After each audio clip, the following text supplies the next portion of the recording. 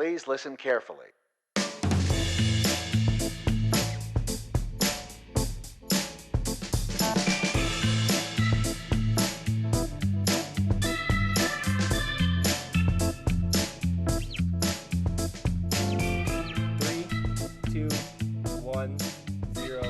Blast off. Welcome to Podchassis, a vehicle for us to talk about really whatever we want to. Yes, I think we nailed it that time. And Jimmy Neutron. We're not talking about Jimmy Neutron today. Sorry to get your hopes up. All you Jimmy Neutron stands out there. You know the ones. Into the sky, we'll find... Into the stars, we'll find candy bars. And Are you singing Little Einsteins? No. Into the stars, we'll find candy bars. And a kid with a knack for invention. Oh, yeah. Superpowered mind. A mechanical canine. I don't know the rest of it. Me neither.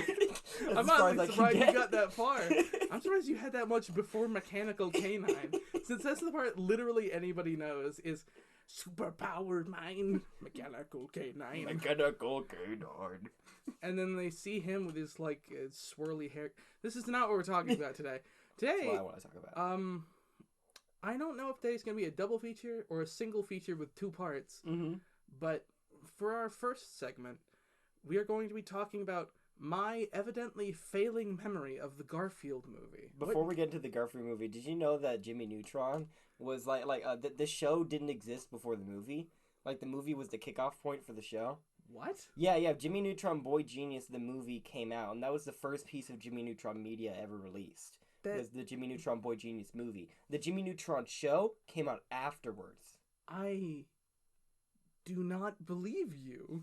I'm going to pull that up. It doesn't seem right. No. We're in the middle of a podcast. If I'm wrong or you're wrong, that's their problem, not ours. Close it. Show it to you. Close your phone. Okay, but it's funny to think about, though. Because it's interesting to think about, because in retrospect, if you watch the Jimmy Neutron Boy Genius movie, the animation is much better. You know, it's way more crisp, but the TV show is bad. But the reason why is because the movie was made like how you make a movie, and the show was just thrown together to make more money. I remember... Oh, somebody was talking about how they had a public speaker at their school who worked on Jimmy Neutron. Really? And they described it as something like a drug-fueled haze, where nobody cared, and it was constant, like, the deadlines were so close together that nobody did anything. Mm-hmm. It was just, nobody went home, you sleep in the office, panic, fire, that guy's head is clipping through a locker, who cares? No one will notice. It doesn't matter. Nobody cares. They had no QA because the whole thing was basically made on a budget and time budget of nothing and nobody. Mm-hmm. So, how about Planet Sheen? Remember Planet Sheen? I watched a decent bit of Planet Sheen. Sheen sucks. I watched one episode of Planet Sheen and decided, I think I'm too old for cartoons now. Did you get the part where Carl is a slug? He's like a green, like Jello slug. He's a Jello slug version of Carl. That doesn't make sense. It's like Carl's doppelganger but alien. And he looks like the caterpillar from Bug's Life.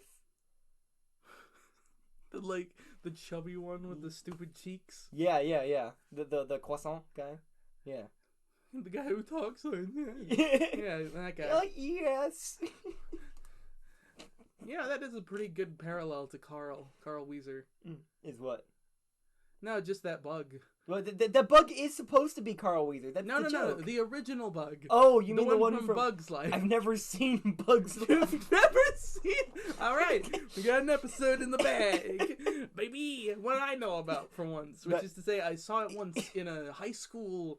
Because the teacher didn't want to teach. But with all this Jimmy Neutron talk, this is the Garfield special episode. I think we're going to end up covering what you think the Garfield movie is and what the actual Garfield movie is in one episode. I think that'd be a lot of fun. Yes. Just to make it just Garfield. So, as a bit of background, the whole reason this came about is we were having a Discord conversation. I know. Very exciting. Are we hip? Where you brought up the existence. No, we were just talking about Garfield, I think, because I sent you a meme about it. Yeah. And you sent back, like, yo, we should watch, like, A Tale of Two Kitties or something. Or the original Garfield movie. And I started remarking about things that I remembered from it. And after 3 or 4 statements of increasingly incredulous, what are you talking about? It became clear that whatever I'm remembering is not Garfield, but is entertaining enough that we have decided to make it a segment of the podcast. Yes. Because my memory of the first Garfield movie is evidently some sleep-deprived, addled creation of a prepubescent mind and a mechanical canine. Because, like...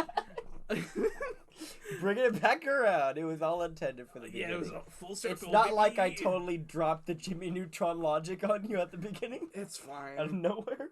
You said blast off. It's close enough. Yeah, exactly. That's the first thing that came to mind whenever I think of blast off. In cinema, we call it theming. But, so, I guess I'll start with, what do I remember about Garfield? I remember watching this movie, I think twice, actually. Which makes it even more surprising that I don't remember it at all. I've seen it no more than 10 times, but more than 5. Why? When my parents are divorced, and when I spent my time with my dad, he would mostly sleep throughout the day, and the kids would be left while he was sleeping, picking movies to watch. And for some reason, Garfield came up a decent bit, because it's a movie that's not really funny on its own, but it's just weird enough as though they had made these decisions intentionally that it's funny to watch in a certain way. So we ended up watching a lot of the same movies over and over again, because when you have that sort of situation, you find out that there are a lot of movies that you may like but you don't want to rewatch. And the Garfield movie just happened at that time. It happened to be a decent mix between it's not great, but also it's kind of rewatchable. And now in this day and age, I can look back and realize that movie is incredibly boring. It is a very, very boring movie. At least a lot of the live action adaptation movies you can see this day, like Dora and the Lost City of Gold or whatever it was called. Do you remember when that came out? That came out like 2019. The new Dora movie, the live action one. I do not remember. I think it was the City of Gold or something like that. It was like a Lost City of Gold. Like El Dorado? No, it didn't say El Dorado in the title, but it was like live action Dora, and there's a whole joke where it's like real kids in real life are weirded out by the fact she has a pet monkey, and the backpack didn't talk though, and Swiper wasn't in the trailers, I don't think. What was it called? Was it close at all? No, you're not googling that? No, I'm not googling that. I'm looking for the terrible things I said about the Garfield movie to jog my memory of the weird stuff I said.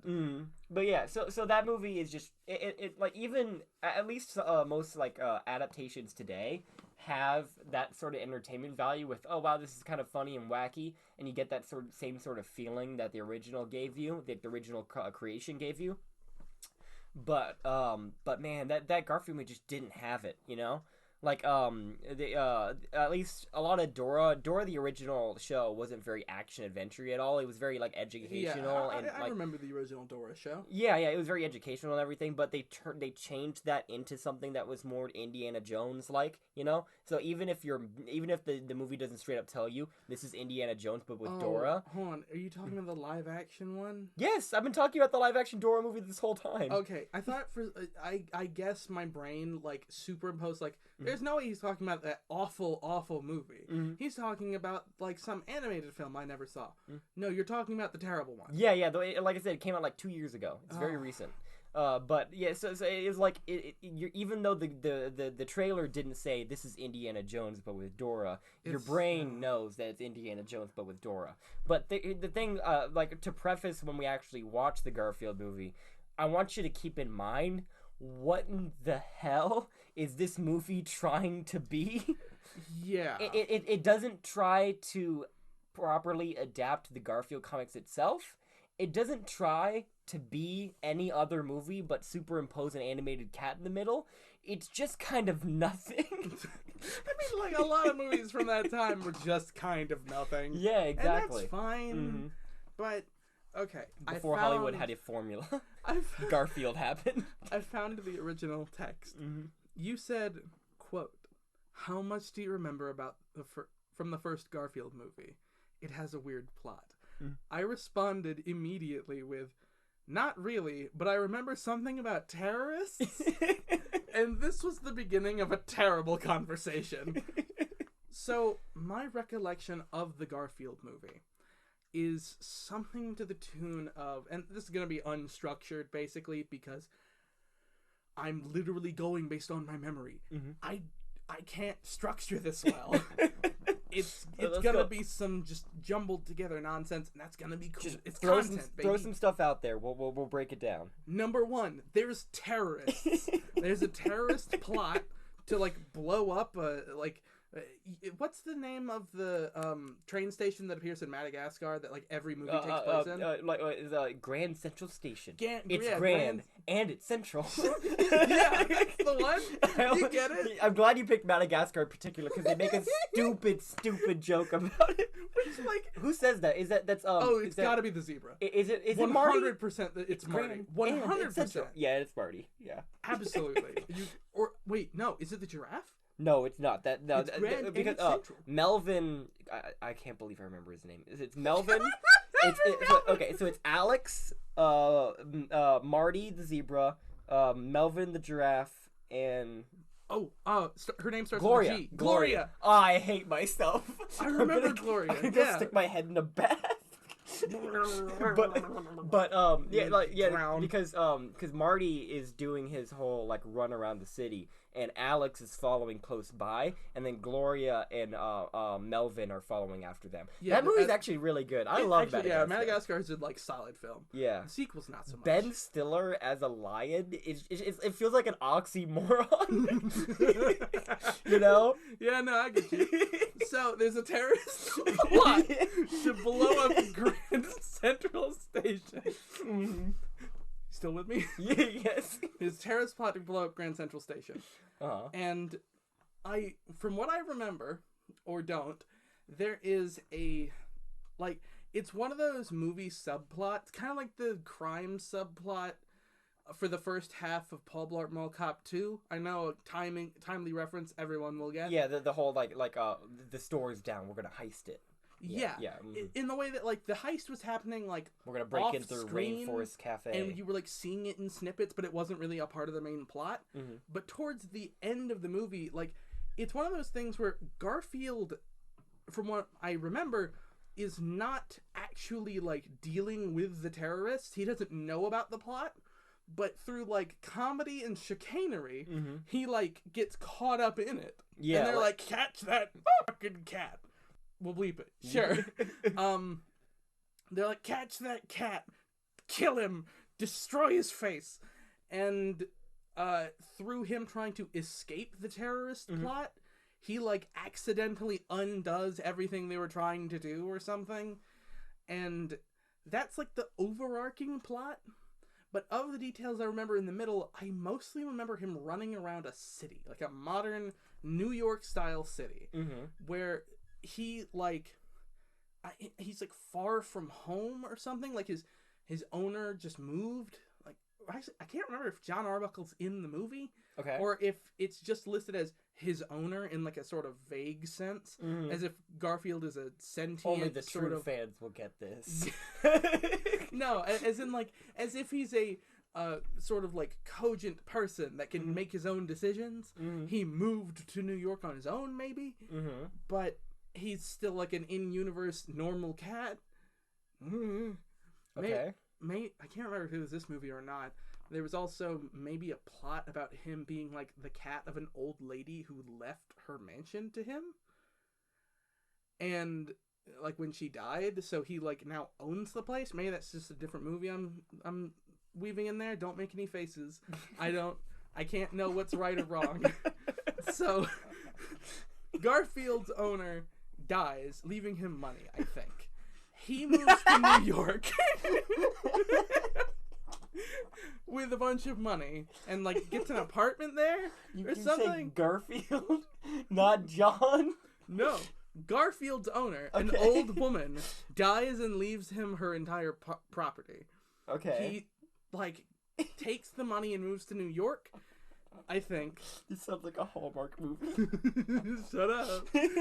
And while there, he gets like there's a lot of jokes about him and like the people who run his like apartment building, if I remember rightly. Mm-hmm. Maybe I'm just manufacturing memories here. Okay. But his apartment building people are just like, who owns this place? Who owns this cat? And he's just like he just like says to the camera through his thoughts, just like, man, it's like, or no, the person at the front is a guy, mm-hmm. and it's like, where's your keeper? And it's like, I don't need a keeper, huh, men, or something. It's like some terrible joke. Garfield says girl power, except he's talking about himself. Known animal rights activist, Garfield. I think the cat. God. There was some bit about him in the hotel, like, mm-hmm. Concierge service. Okay. Eating all their food. Okay. Because they, like, provided free breakfasts, and they're like, where'd all the free breakfast go? And then it cuts to him, and he's like, got a swollen belly in the corner, and he's like, gee, I wonder who did that. And it's like something of that tune. This sounds more like Eloise in Paris. I don't know what that is. No, okay, fair. Okay. I'm not going into it. Fair enough. It's like Home Alone 2. Gross. So... the one with Donald Trump in it? Yes. Cameo appearance. He was in a rough place in his career. He needed that. He needed the $5 from being in Home Alone 2 yes. to buy his next building. It just makes me think of the NASA, like, we could finally afford some new space rocks. Joke. Like, so, it's... Garfield is, like, kicked out for mm-hmm. being a general nuisance. Okay. I think he, like, there's, like, a scene where he walks into a bathroom and, like, you hear a lady scream and he gets thrown out and he's, like, soaking wet and he's like, geez, what's her problem or something.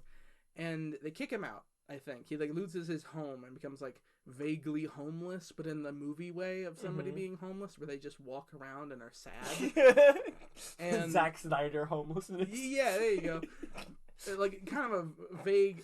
I don't think this actually happens in Spider-Man, but like a Spider-Man homelessness. Mm-hmm. If Spider-Man was ever kicked out of his apartment, this would be what would happen, where he just like walks around and is just like, well, golly gee willikers, what am I gonna do? I just rewatched Deadpool recently, and there's that one scene where, like, Deadpool, he's got the messed up face and everything, and he knows he has to talk to Vanessa, so he wears a hoodie, and he just walks around. Yeah.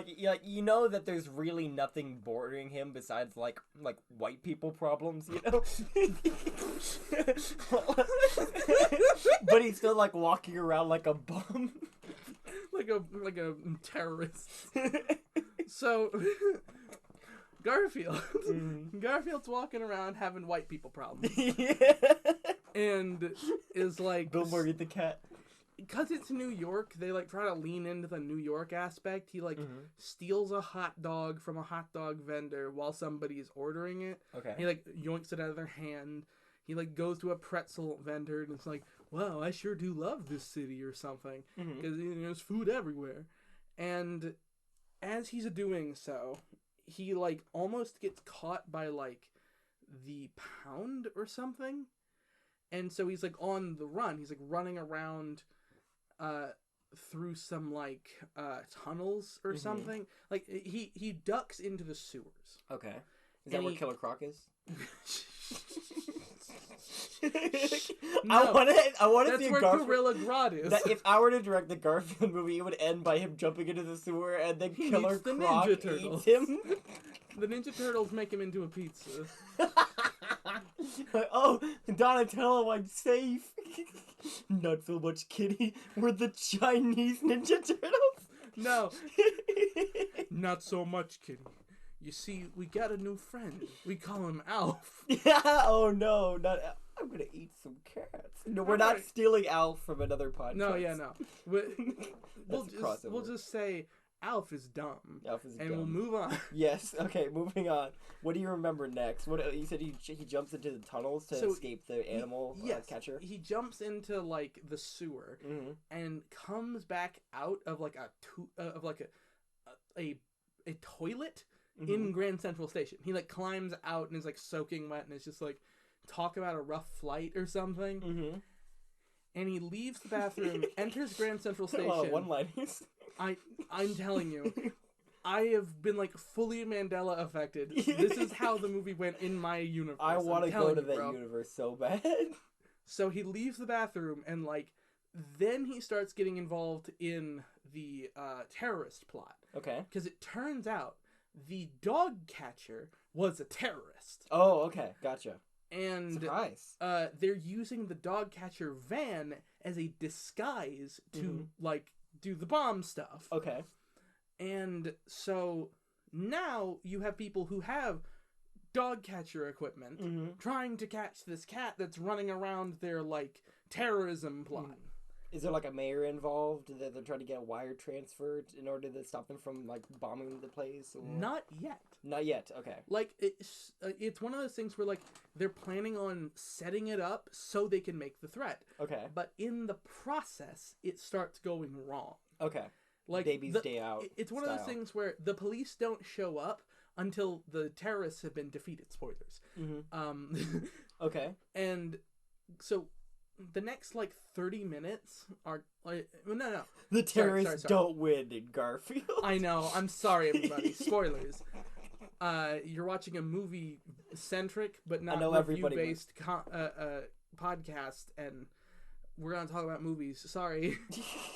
Also, fake movies that live in my head, apparently. Yes. So, Garfield, at first, escapes and, like... is like running away from them. He like takes something of theirs. Okay. Something important. It's not the bomb, but it's like maybe they were trying to bomb the place to get an item. It was something like that. Okay. They were trying to like obtain the Grand Central Station jewels or whatever. You know. Okay. The ones. Mm-hmm. They're held inside the clock. We all have them. Who needs them? Yeah. Mm-hmm. They're just like us. We stole that bit too. Yeah. A+. Yes. A tier. So he like steals maybe it was like the detonator or something. Okay. That'd be dark, but it was something. He stole something that they needed. And I would crap myself if I saw it, like Bill Murray Garfield holding a detonator. I would die. You say that's not in the movie? Talk about caliente. I had Mexican last night. Sorry about that. So continue with them getting the Grand Central Station jewels, or something like they were there to steal something. Okay, maybe it was a heist, not a terrorism cell. Okay. But they were gonna blow up Grand Central Station to accomplish their goal. Or maybe to like cover up that they stole something. Okay. By blowing it up, and people are like, "Oh no, what happened to it? It all caved in. Whoops! Guess the jewels are gone." I'm just gonna keep going that it's the jewels. I don't care. So the Grand Central Station jewels are now in Garfield's hands. Okay. That is a terrible sentence. Is it one of the things where he doesn't even know that he has it? No, he knows that he has something that they want, but also like can't get rid of it for some reason. Because he's like. I don't know. I don't remember. But he takes them for some reason. Yeah. And he runs away. They like chase him with the dog catcher truck and start sending like basically assassins after him. He runs up to this like... What, you're saying Garfield ran? Hold on. He runs up to this, like... He could do more than 2 miles an hour? In that movie, he can. It's the benefits of fiction. I think he moves pretty fast in the Garfield animated show. The Garfield show? Yeah, but it's, like, Sonic. It's kind of like cartoony. Yeah, like Scooby-Doo. Yeah. It's this, like... So he runs up to a large like mansion or building or something, and he finds a moped. Okay. Or no, hold on. He steals a moped from a pizza delivery guy. Okay. Mopeds are decent for that. Like the pizza delivery guy grabs the pizza, and is like taking it to somebody's door. He jumps on the moped and starts driving it away. Okay. Does he need any of the pizza or? Yes. He eats the pizza while he's running from the terrorists. Gotcha. And it's played for goofs because it's for like gaffes. From a front view, and you see his face as he's like eating pizza, and he says something like, "No, that's what I call fast food," or something. And to the audience, I swear I'm not trying to make up garbage. This is genuinely what I think happened in the movie. He's not lying. If this is not what happened in the movie, then I'm just crazy, which is fine. Content. The answer is one of those two things. It may be totally. I don't know. So, Garfield. Okay. Yeah. Is driving away. He like starts to escape, and like he like weaves through oncoming traffic. No, not oncoming traffic. Crossing traffic. Like he goes up to a red light, and like there are cars going meow, meow, meow, like left and right, and he passes through the middle. That just reminded me of a movie, like Mr. Magoo style. There's a movie that came out. I think it was called like Jexi or something like that. It was really bad. It had the guy. Have you seen Pitch Perfect? I've seen ads for Pitch Perfect. Okay, I chose not to watch There's a guy from the boy a cappella group called Troublemakers, and he's short and he's white and he's got like brown hair, and he's really kind of sad and pathetic. And there's a movie called Jexi where he has I am thinking of the pig from Sing. That works.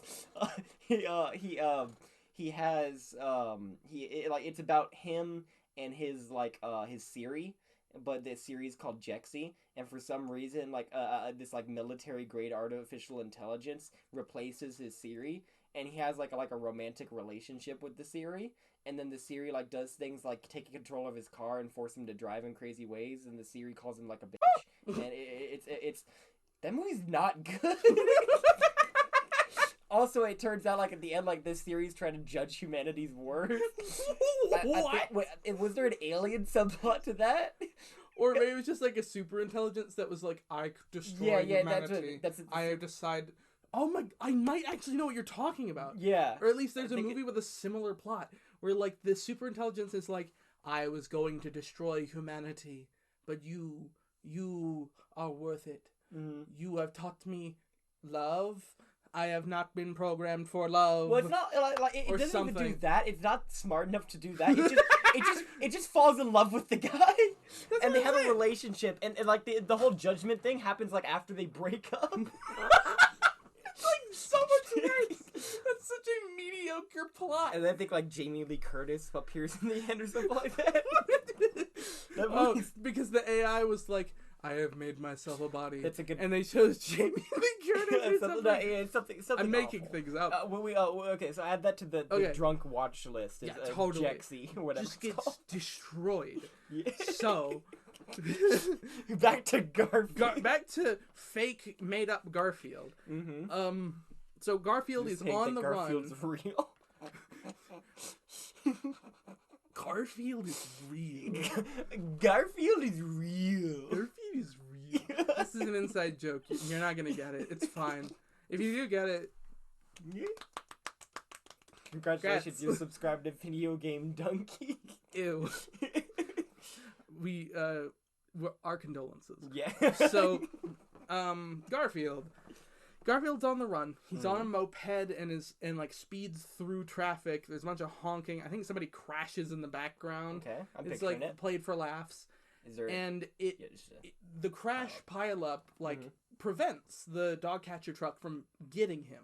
Mm-hmm. So he drives away, but realizes he's out of gas. Mm-hmm. And I remember clearly in my brain seeing this scene, and I think seeing a meme about this scene on the internet. If this scene isn't real, then I am completely insane. Okay. Because bring it. I remember seeing some post so vividly of somebody saying, man, did everybody just like forget how weird the Garfield movie was? Mm-hmm. And the scene was of Garfield on a moped that's out of gas deciding, I know how to make this run again. I remember you telling me about this. He unscrews the gas cap and proceeds to fart into the gas tank. Gas goes here, right? Screws it shut, and then it runs again. Implying that his farts are high enough octane and liquidy enough to substitute for gasoline. And it just moves on. It just moves on, and the movie continues. That. Physics is broken, and Garfield doesn't care. It's a Garfield movie. Physics was never a part of the situation. Okay. He says he like climbs back onto the seat and says like, "Oh, I shouldn't have eaten all that pizza," and like goes about driving again, like just as the dog catcher truck starts catching up again. Mm-hmm. And I don't super remember what happens after this, which I know I've been 100% right up to this point. Yeah, no, totally. Yeah, 100%.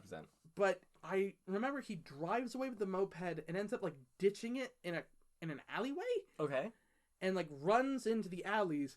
That's where Captain America is, fighting the other guy. I can do this all day. No, it's the scene in Suicide Squad where the two guys are fist fighting in the rubble. The new one. Oh, the new one. Remember?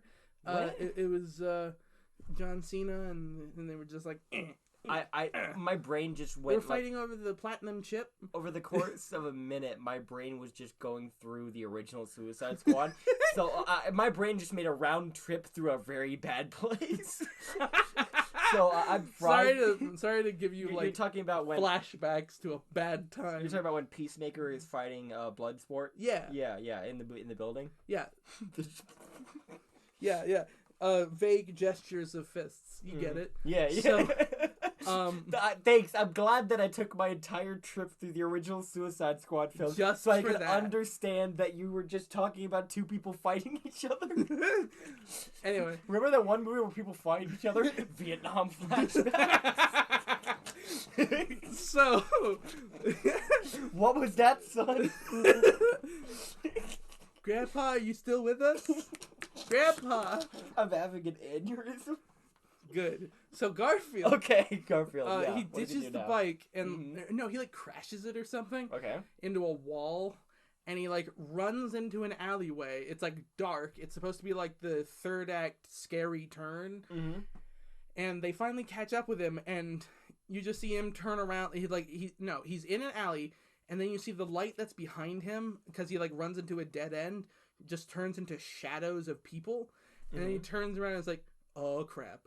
And then like a net comes down on his face, and we cut to black. Mm-hmm. We cut back, and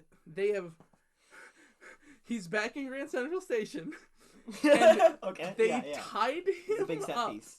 They tied up Garfield? a cat. Okay. And put a bag over his head, which they pulled off like he's what? to be interrogated.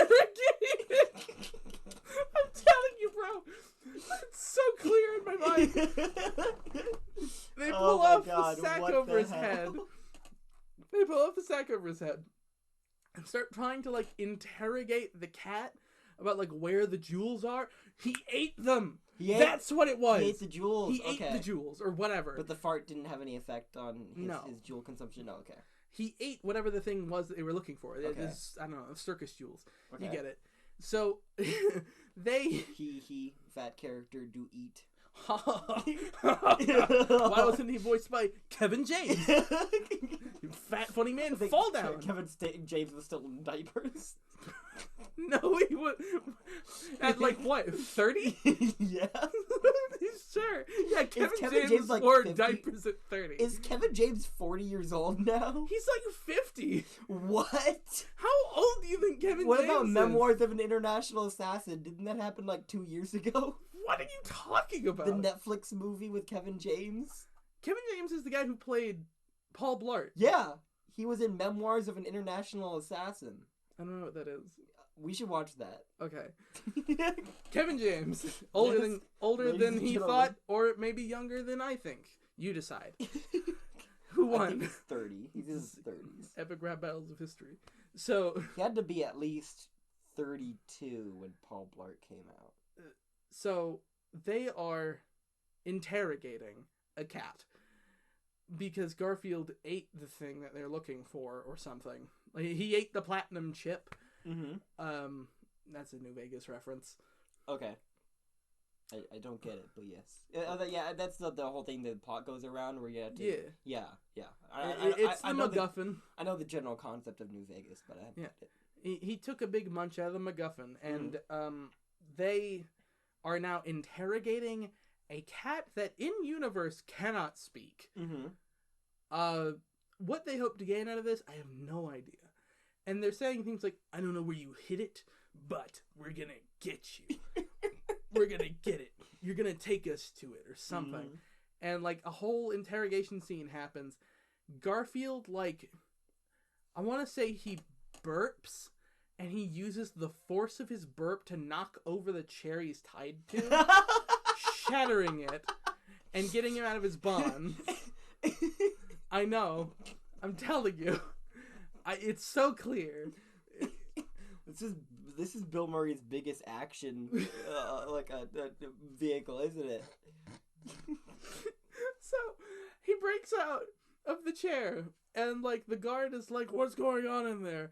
Because they like interrogated him, threatened him, and said like, "All right, let's leave him to stew, boys." Mm. You know, on a cat. Yeah. They tried to use interrogation tactics on a cat. So they leave him locked up in a room. He burps, knocks over the chair, breaks out of his bonds. The guard is like, "Hey, what's going on in there?" Peeks his head in, and Garfield, like, clonks him over the head. Okay. With, like, a frying pan or something. Style. Yeah, like, something. Mm-hmm. Like, an object. Like, a large, flat thing. And the guy, like, Looney Tunes, whoa, and, like, falls on the floor. Mm-hmm. He breaks out and starts, like, running around, panicking, trying to escape. Okay. And in the process, like, trips over a large bundle of cables. Mm-hmm. He looks to his left and sees a giant bomb. Oh, okay. And is like, that's not good. He looks to his right and sees that he has unplugged the bomb. Oh, okay. It was plugged into a wall? To a wall outlet? Okay. Yeah. Mm-hmm. Don't ask. I don't know. I didn't want to ask. He looks over to the left, and the countdown started, which apparently was the trigger. Okay. Unplugging it from the wall outlets triggered the countdown. Yes. Okay.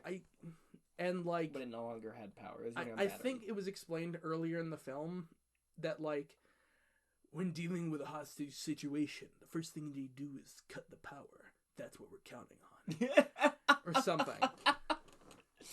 Silly Garfield. Silly your clumsiness will be your end. It will be your doom. Like, yeah, he's like the what's the villain from Wacky Races? Something Dastardly. Dick Dastardly. Dick Dastardly, yeah. And and Muttley. Muttley, yeah. So Dick Dastardly and Muttley. Did you see the Wacky Races movie? No. Okay. So, Garfield has, like, started the bomb sequence. Everyone's panicking. They haven't even asked for a ransom yet. They have not even gotten back the thing he ate, which is, like, jewels or whatever. And the terrorists are all just, like, panicking. And they're like, get that cat! Mm-hmm. Garfield runs away. And, like, over the course of, like, 20 minutes of chicanery, kicks their butt. Okay. I should note that a, like, 10-minute... Day out style. The 10-minute timer is, like, at 5 minutes at the end of that 20-minute sequence, which is super cool. Have you seen Baby's Day Out? No. Okay, well, it's the same. It's a concept where there's a baby that's like very valuable. Like it's a baby of a rich family, and these guys are trying to kidnap the baby and hold it hostage. But really, what happens is that the baby just goes around town and accidentally causes these 3 adult males to get that movie has about 15 different jokes where the entire joke is that like a giant metal pipe comes and hits the guy in the balls. Yeah. Yeah. So it's Baby's Day Out action. Yeah, Baby's Day Out action. Mm-hmm. And finally, like, Garfield, like, becomes obsessed with, like, a food item. Okay. For, like, the 10th time in the movie. Okay. And has a, like, Is lasagna in the film at all? I think that's what it was. It was lasagna? It's like, it was the only lasagna in the whole film. Okay. Except, like, at the beginning, because the rich lady fed him lasagna. Okay. And so he's, like... he looks over and he sees the ringleader who's like holding the detonator in his hand, mm-hmm. and in his other hand is his lunch bag, mm-hmm. which is a lasagna. Okay. Oh, okay. And the guy brought lasagna for lunch. Gotcha. Like, the lunch bags of the villains is like a weirdly huge plot point up to this point. The terrorist wife kissed him on the forehead and gave him his lasagna. You joke, but like that's pretty close. It's like they had a scene at the beginning, I think, where it was like them walking out of a restaurant, like, "Hey, boss, I got you your favorite." "Ah, thanks, lasagna." And so long, son. Good luck with your dastardly plans. So long. Like waving robots, waving a handkerchief. Yeah. Yoo-hoo. Farewell. So as he boards the train. To Grand Central Station. So, Garfield has like a Kung Fu Panda Poe with the dumpling moment, where it's like, "I'm gonna get that thing," and like goes into Ultra Instinct mode. Okay. And like kicks this dude's butt like nobody's business. Even though the dude's got a detonator, he like pulls out some nonsense cat kung fu to get the lasagna. And I remember the kung fu sequence. Okay. It was like slow motion, and you just see him like bringing his foot up and kicking the dude's hand, and like whatcha punching at his face. It's like CG and bad. And the guy is like really acting his hardest, but God, is it not enough? Yeah. And the lasagna, he like brings up his other hand to like block with the detonator out of his right hand. So his left hand brings the lasagna up, and he uses it to block one of Garfield's attacks, ripping the bag, sending the lasagna spiraling. Okay. Lasagna is like starting to leave its like little metal container, like the pot pie container of a microwavable pot pie. Yeah. And Garfield lunges for it, like to keep it from falling out of its package. In the process, knocking his full fat weight into the guy's chest, knocking him to the ground, and then from the ground you see the defeated man like dazed on the concrete, detonator like a full foot or two from his hand, and you see Garfield like lift his head up, and it's like covered in tomato sauce, and he's like, "Delicious." And like you see the guy on the floor like reach one last time towards the detonator, and Garfield like kicks him in the face and then like farts on him or something. Yeah. And then it's like da-da-da-da, he won. And Garfield like starts wandering away like, "Man, what an eventful day," and like wanders out of the station. And then you hear like somebody scream and go, "Call the police!" And it cuts to the police showing up to Grand Central Station going, "You'll never get away with this." And they see like a dozen people kicked on their butt, and a bomb that is like not going, and a bomb that no longer, and a bomb that's disabled. I'm not sure at what point the bomb went from timer to detonator. It's probably the ticking time clock during the action scenes, right? Yeah, it's the ticking clock during the action scenes, and I guess he does something which like switches it from that to manual. Okay. Which is why the guy has the detonator. He like fries it. Maybe he like spills a Slurpee on it. I don't know. Like, good thing I built in the manual just in case a cat barfs all over my bomb. So Garfield now devoid of like the plot was that he was like devoid of money at the start. Okay. Then like he poops out the jewels or whatever the thing was. Yeah, the platinum chip, yeah. Mm-hmm. And, like, sells it off. And it's like, and he, like, bought the mansion back, I guess. Okay, yeah, he gets his, that's nice. And he got his grandmother's, his previous elderly owner's mansion back. Okay. And his, like, butler is named John Arbuckle or something. Oh, so it's like Minions. And they, like, bring it back right at the end. They find Gru at the end. Yes. Yeah, okay. And then it's... I love Minions. And, like, then, like, you know, cuts to credit, you hear a song by Smash Mouth. Okay. Like, I thought love was only two fairy tales. It's like... Was there any love story in that? No! No, it was the love between him and his owner. Aw. That's wholesome. And it's like a super cut of her, like, holding him as a kitten. And him, like, closing the book of memories. Can I get and just in the chat for elderly Garfield owner? Whatever her name was. And he, like, closes the picture book of memory that's, like, labeled memories. The Shrek. Yeah, basically. And just, like, looks up at the camera and it's like, oh, what a load of... memories. Mm-hmm. And John, can you get me some lasagna? And it's like, you know, cut to credits.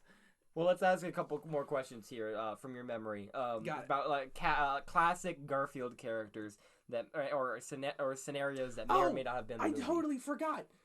Oh, my God. During the okay. During the chase sequence on the moped, there, like, the catcher truck keeps, like, throwing. No, he, like, when he escaped from the first time, he, like, broke a bunch of the animals out, and, like, he, like, brought a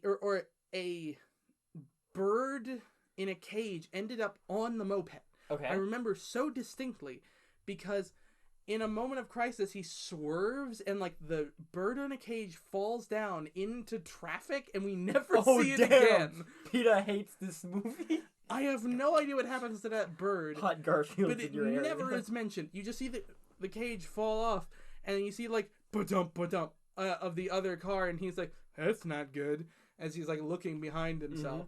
Like, as in I don't want that to happen to me kind of way.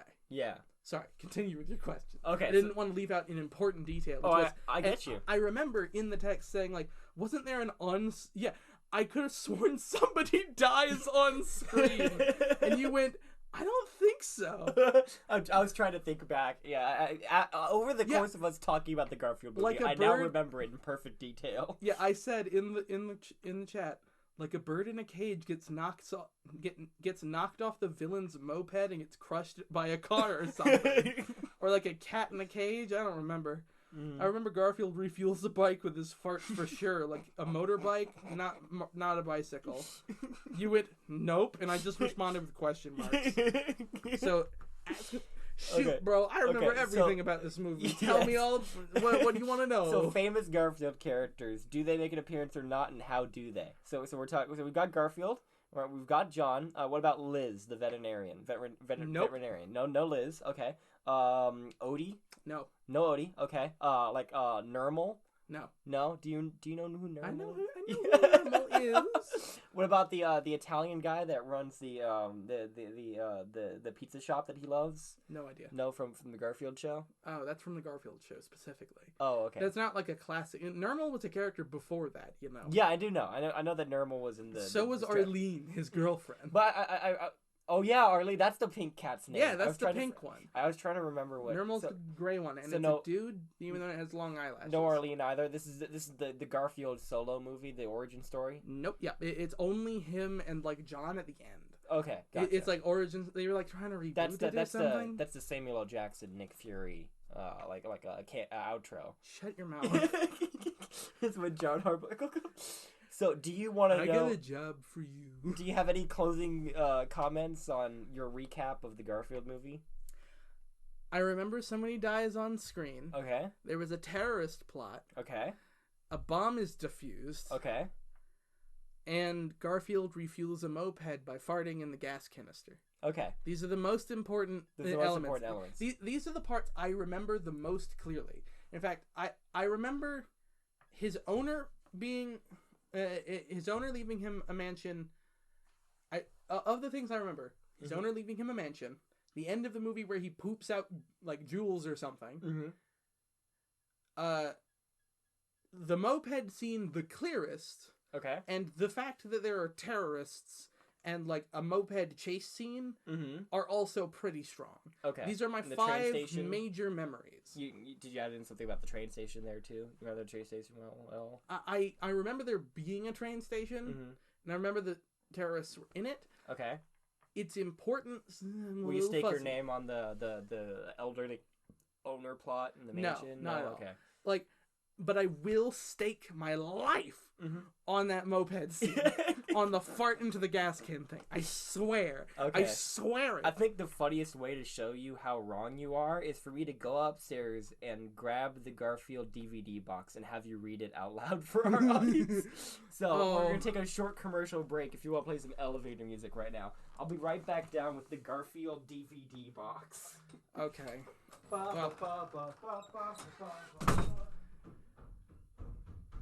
Thrilling professionalism. We'll be right back, everybody. All right, we're back. Okay, so since you've been talking a lot this episode, I'm going to give the audience a general description of what this awful box art is before I let you read the text in there, which is not enough to be called a paragraph, even by elementary school standards. So the front of the box has Garfield on it, and there's the movie. There's the title Garfield the Movie, and he's holding it like a guitar, you know, like he's got like one of his paws on the other side, and then his other hand is up in the air, and he has like the peace signs out. Even though this isn't Garfield 2, I bet they regret doing that. Oh yeah. Even though this isn't Garfield 2. And Roger Ebert. Oh, I didn't read that. That's Roger Ebert. Roger Ebert says, "Charming. Thumbs up." Thanks, Roger Ebert. Thanks, Roger Ebert. I really value your opinion on the Garfield movie. Thrilling. Okay, so going to the back of the box, you can see there's in big yellow font, it says "Fun" by the Washington Post. And right here, "Clever!" exclamation point. People. People! Oh no, it's People Magazine. It's People Magazine, but it doesn't say magazine. It just says people. People Fun. said this was funny. A guy? Who directed this movie? I want to find out. Where does it say directed by? Produced by John Davis. Oh, he produced it. Pete Hewitt. Pete Hewitt, I Know Where You Live. This movie came out in 2004? Yeah. Wow. That is way older than I thought it was. It's 3 years after Shrek. Okay, so first thing you'll notice off the back, your first inconsistency is that Odie is right there on the back cover, hanging out with Garfield on a couch. I love how Garfield is like a cartoon, and then Odie is just a dog. Yeah, it's just a normal dog. Just a normal dog. Yeah, those sort of inconsistencies continue throughout the movie. This movie is full of them. Also, a second inconsistency. There's John and there's Liv right there. Liz, yeah, the veterinarian on the back. There's CGI Odie and a real life dog actor dancing on the CGI floor. Garfield. Yeah, CGI Garfield and just a regular dog actor is who plays Odie. And then there's Garfield in a car doing his walkie. Ooh. Yeah, this box art is perfect. Oh my god. Okay, look at the side. Okay, on the side you see the Garfield movie, and there's Garfield right there. And if you turn it over, you can see that his paws are actually holding on to the side of the box art. That's like almost charming. That's almost charming. That's, I think, the operative term for this whole experience. Includes full screen and widescreen versions. What version of the Garfield movie is the most accurate one? Probably full screen. Full screen? Okay, gotcha. All right. Read us the description of the Garfield movie. All right. Talk about living large. Garfield, hilariously voiced by Bill Murray, lies around the house, eats lasagna, watches TV, and makes wisecracks, until his owner, John Breckenmeyer, falls for a beautiful veterinarian, Jennifer Love Hewitt, when she asks John to adopt a sweet pup named Odie. Garfield appears to be in the doghouse, but not for long. When Odie is abducted by a dog trainer, Garfield must get off the couch and rescue the precious pooch. So yeah, Clever. No terrorists. No terrorists. I'm gonna tell you right now, there's no moped in the movie. Am I like... There's no moped fart scene. He doesn't fart into any vehicle. Am I thinking of A Tale of Two Kitties? That doesn't happen in A Tale of Two Kitties. I swear to you. It was also like a more realistic art style too. Mm-hmm. Like it was a much more realistic art style. Can you find that on YouTube? Garfield farts into a car. Don't tempt me. I'm gonna look it up. It does not exist. I'm telling you, bro. I'm telling you. I'm telling you. He does not and fart. And it's not a car. It's a moped, motorcycle. He does not fart into any vehicle, and it does not make the vehicle go. Farts into motorcycle. Okay. First result: Garfield's fart by Butts and Farts. A Tale of Two Kitties, Garfield farts. You would expect it to be like the top result.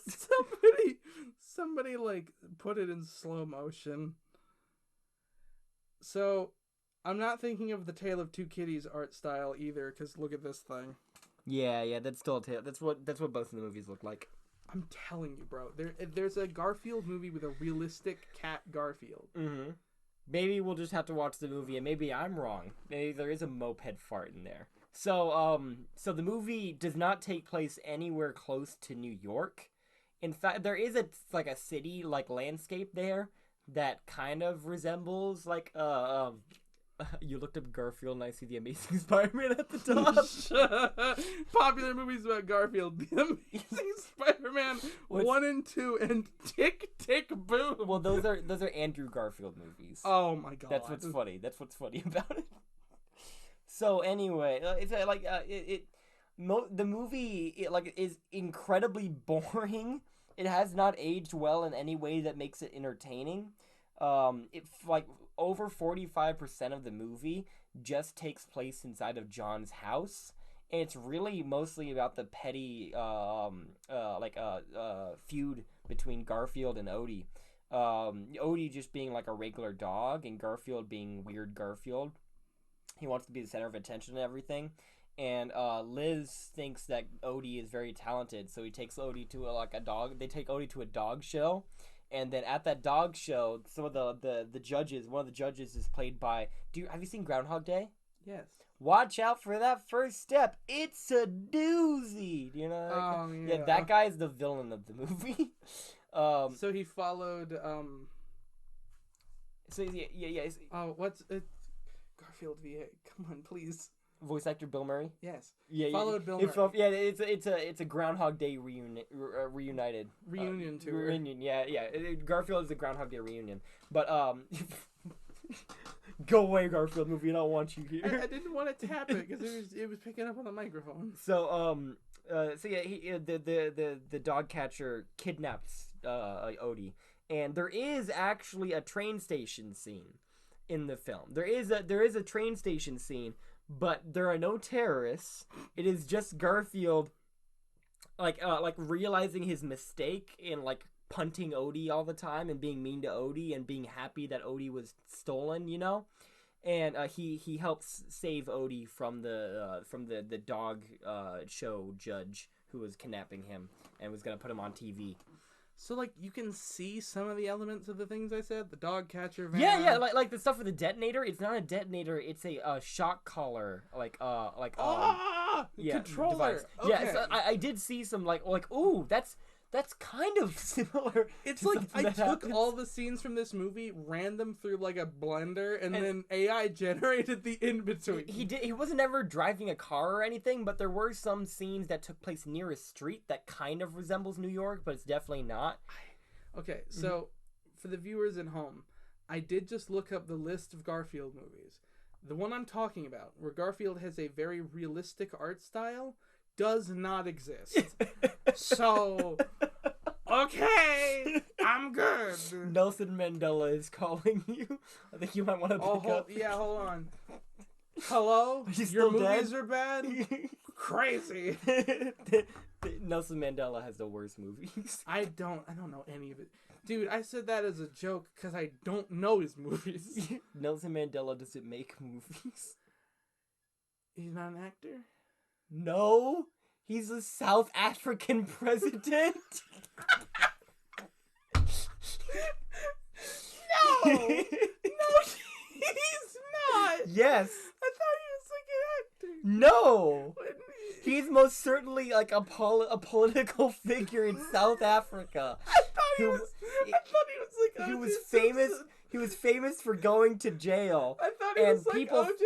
Simpson. People who were taught poorly in elementary school thought that he died in jail, but he's still alive. And that's what the Mandela effect is people thinking that Nelson Mandela is dead. Okay.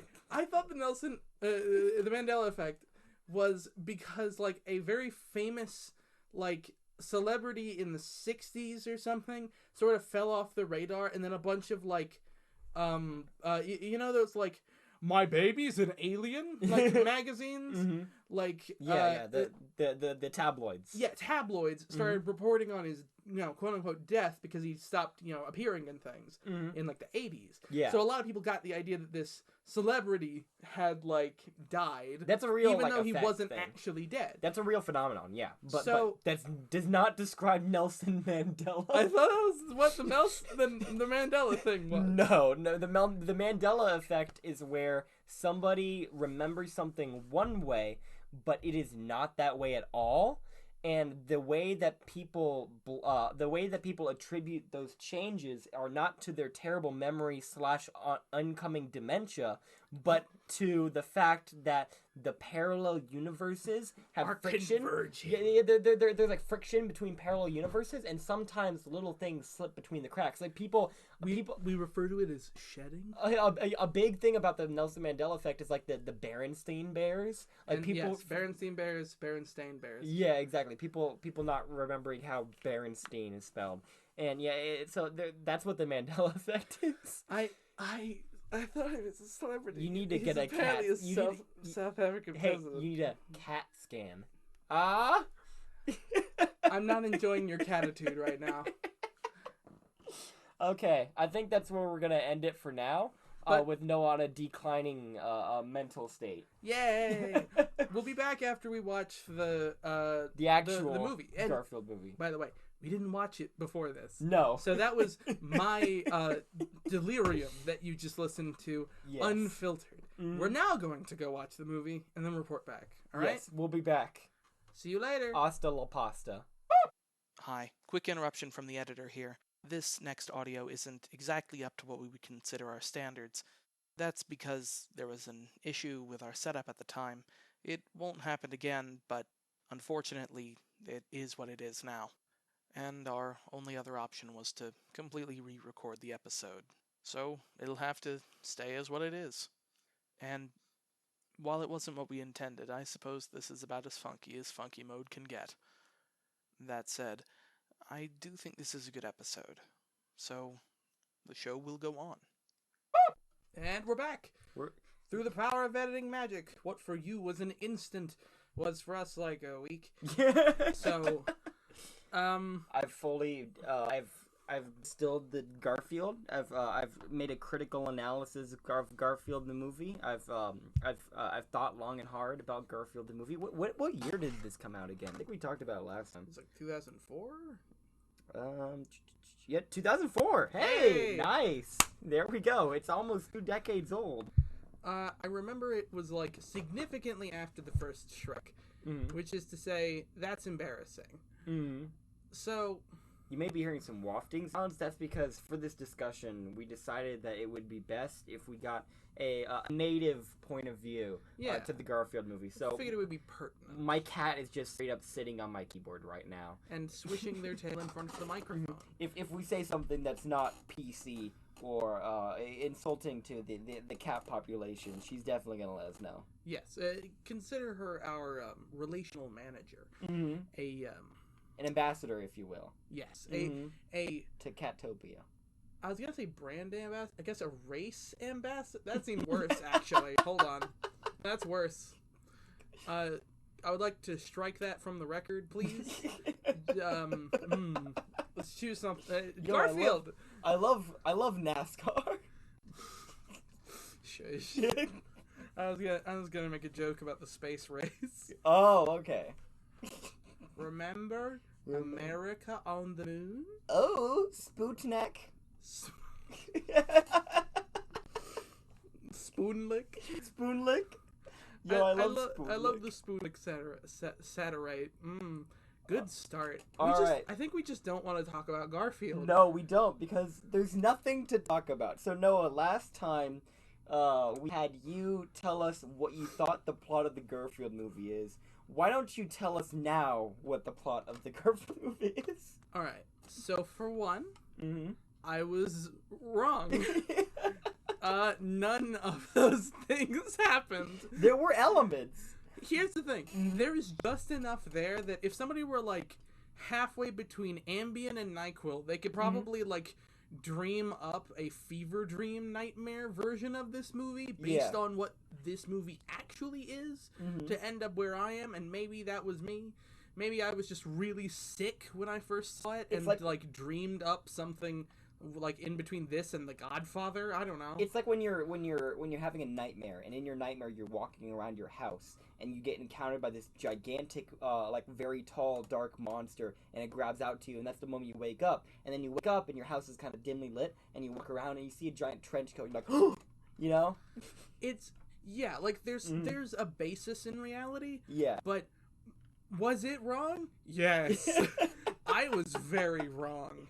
This movie is boring and bad.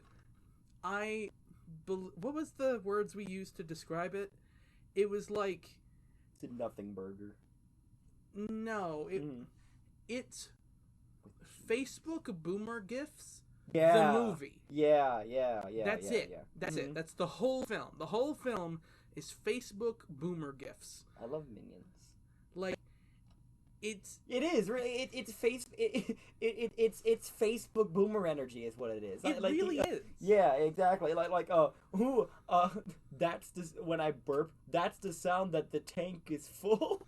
Yeah, that's the sound when the tank is full. Like, it's it really is like horrifically old, and like it cannot have been funny when it came out, because even when it came out, these jokes would have been exceedingly unfunny. And it's not even like I wouldn't call it a comedy. There's no joke in it half the time. It Bill Murray be cat. Meow. Bill Murray just says something. Garfield is mean to people. And that's the plot? Yeah, Happy Chapman is the funniest part of the movie. He's like in it for 5 lines. Yeah, exactly, yeah. It feels like the movie is like high, it's very lethargic, you know? Yeah. It doesn't really have too much of like an energy to it. Like the most exciting scene is probably the scene when he's in like the air vents in the building, and even that's just like slowly paced with awful one-liners. There's no like there's no weight to anything. Nothing really happens. No. It's like, and the actual plot that does happen isn't given any weight because it's weighed with exactly the same amount of importance as, oh boy, I'm gonna walk around. Hey, I'm gonna be mean to a dog for at least 5 minutes. Do you want a 5-minute Garfield dance scene? Oh yeah, no, it's literally that? 5 minutes. Yeah, like an actual trained dog just trained to hop around, and CGI Garfield doing dances to Black Eyed Peas music. So the songs used in this movie are an interesting thing, which is they must have spent a lot of money on the songs in this movie. A lot of $2004 because yeah. These are like hits. These are like actual hits that they put on this movie. The dancing on the of course they did. That's disgusting. And you'd think that if they had that much money, they would make a good movie, but they don't. Garfield looks bad, and I don't just mean that in the like old-fashioned CGI looks bad way. I mean his concept and design are actively disgusting in the universe that it's in, because we see other cats. Yeah. If all the cats looked like Garfield, and it was just Garfield-verse, that'd be fine. But it gives you the same sort of vibe as, like, Mario in New Donk City, where, like, there's normally proportioned people next to Mario, and you're like, ugh, gross. I don't think that Garfield fits anywhere, you know? I mean, like, again, it would have been less disgusting. Where you going, kid? Oh, apparently, our brand ambassador has a problem with what I've just said. Has decided to come over and tell me off about it. Yeah. So, your opinion is garbage, just like this actual garbage I'm smelling right now. Hello, little one. So, the problem with CGI Garfield is the non-CGI cats look better. Because they are literally, like, in that, like, 90s, like, Sabrina the Teenage Witch, the Salem. Milo and Otis type thing, you know? It's like actual animals, and they just, like open the mouth. Well, no. Like, I don't think they actually open the mouths in Milo and Otis. What's a movie where they do that with animals? like Beverly Hills Chihuahua. Yeah, they put the peanut butter in the dog mouth. Yeah, the Beverly... Well, they're just, like, mostly the editing. Just, like Beverly Hills Chihuahua type stuff. I think in Beverly Hills Chihuahua, they actually open the animal mouth. I'm really? thinking, like, Sabrina the Teenage Witch, there's the cat Salem, it has a CGI cat mouth for, I think, the movie. And it's a normal cat where they just edited and comped in a mouth jaw underneath it. It just flaps when he talks. And that's it. It's simple, elegant, breezy, beautiful cover girl. I don't care. Like, the rest of the cats look fine. It's inoffensive. It's a cat. Who cares? But no. Garfield is Garfield. So he has this grotesque, bug-eyed face. Yeah, exactly. Is walking around interacting with normal cats. Odie doesn't even get to speak. Yeah, which is weird. There's this constant, odd dynamic. The other dog gets to speak. Not all the animals are on the same level. Yeah. Like, Garfield is separated from everybody else with his animation. Odie is separated from everybody else because for some reason he can't talk. Yeah, he's just like a normal dog, which is weird. Yeah. Because, like, Garfield the Doberman gets his own bed from the comic, you know? Yeah, except it's, like, made out to be a bad thing here. Like, the Doberman can speak. Why can't Odie? It's not a dog thing. Yeah. The other dog is shown to be stupid, but, like, Odie can, like, Odie's not shown to be stupid. He just can't talk. What the heck? He's also a puppy, which is weird. Yeah. So, like, maybe they get it with age? I don't know. We can inject some lore here because there isn't any. Yeah. Like, this movie has a lot of plot points that feel like nothing. Like, so the actual plot of the movie is Garfield exists. John is there. They live together. John wants to get into the pants of his veterinarian. So he takes Garfield to the vet for no reason.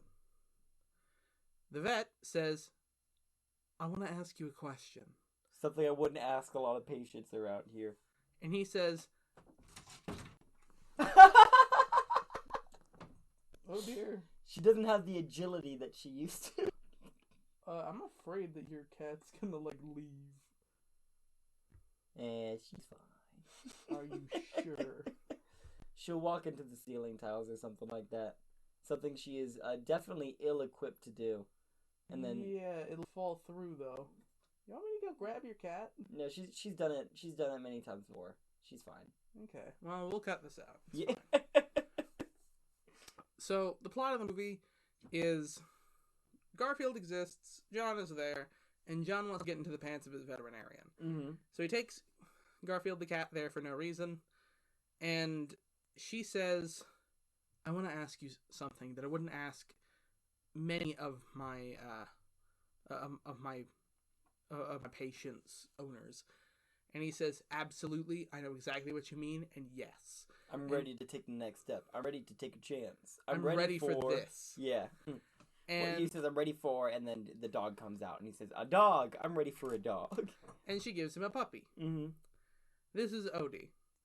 And the rest of the movie is about Odie. Because Odie takes Garfield's, like, most beloved pet, quote-unquote, spot. And he's super jealous. Mm-hmm. And is, like, straight up abusive to Odie for the majority of the film in an unlikable manner. Not like the play angry that Garfield usually is, but the, like, it's like genuine vitriol, which is uncomfy. Hello. She has something to interject. And the you can't sniff the mic, hon. This is a bad idea. Thanks for joining our discussion. This is the Garfield episode. It doesn't matter. I'm not editing that out. We need the actual... We need content. Yeah, There's not much in this movie. She is breathing, like, right into the mic. It's bad. Oh, you could see the waves there. I'm just gonna move this slightly over. Oh, sweet. That's a good thing to do for audio. I love that. So, yeah. Garfield spends the whole... like, the next, 30 minutes being mean to Odie for no reason. Odie, gets locked out because Garfield locks him out and is a jerk. And Odie gets... runs away. Mm-hmm. Gets picked up by an old woman. Garfield kicks him out of the house. Garfield tricks Odie to trick him out of the house. Yes. Yeah. Mm-hmm. In a moment of supreme jerkishness. Mm-hmm. And Odie runs away and gets picked up by an old woman who puts out, "Is this your dog?" posters. I should note there's a whole subplot here, which is the actual plot of the film. It just feels like a subplot because no time or effort was given to it. Mm-hmm. Where Odie was in the audience of a dog show? Yeah. Garfield ruins the dog show by getting all the dogs to chase him, and Odie walks out into the middle of it and, using the same dances from the dancing scene, which had happened earlier, which we mentioned, just hops in a circle, and the judge goes, "Wow! Amazing! This is the best thing I've ever seen!" The announcer does that, not the judges. The announcer says that. The judges do it too. One of the judges is the veterinarian, which seems like a huge conflict of interest since her boyfriend owns the dog. Do you want to come see this competition I'm judging? Well, it's not a conflict of interest because Odie isn't entered into the pageant. I know, but he wins it anyway. Yeah, well, that's due to technicality. No, it isn't. Act of God. Sure, I guess. So yeah, Garfield. Act of dog, more like. Garfield runs into the center of the ring, and all the dogs look at him. All the owners are holding their dogs on leashes, and when the dogs see him, they all bolt, and they all chase Garfield around, and then that leaves the entire stadium empty during the middle of a dog show.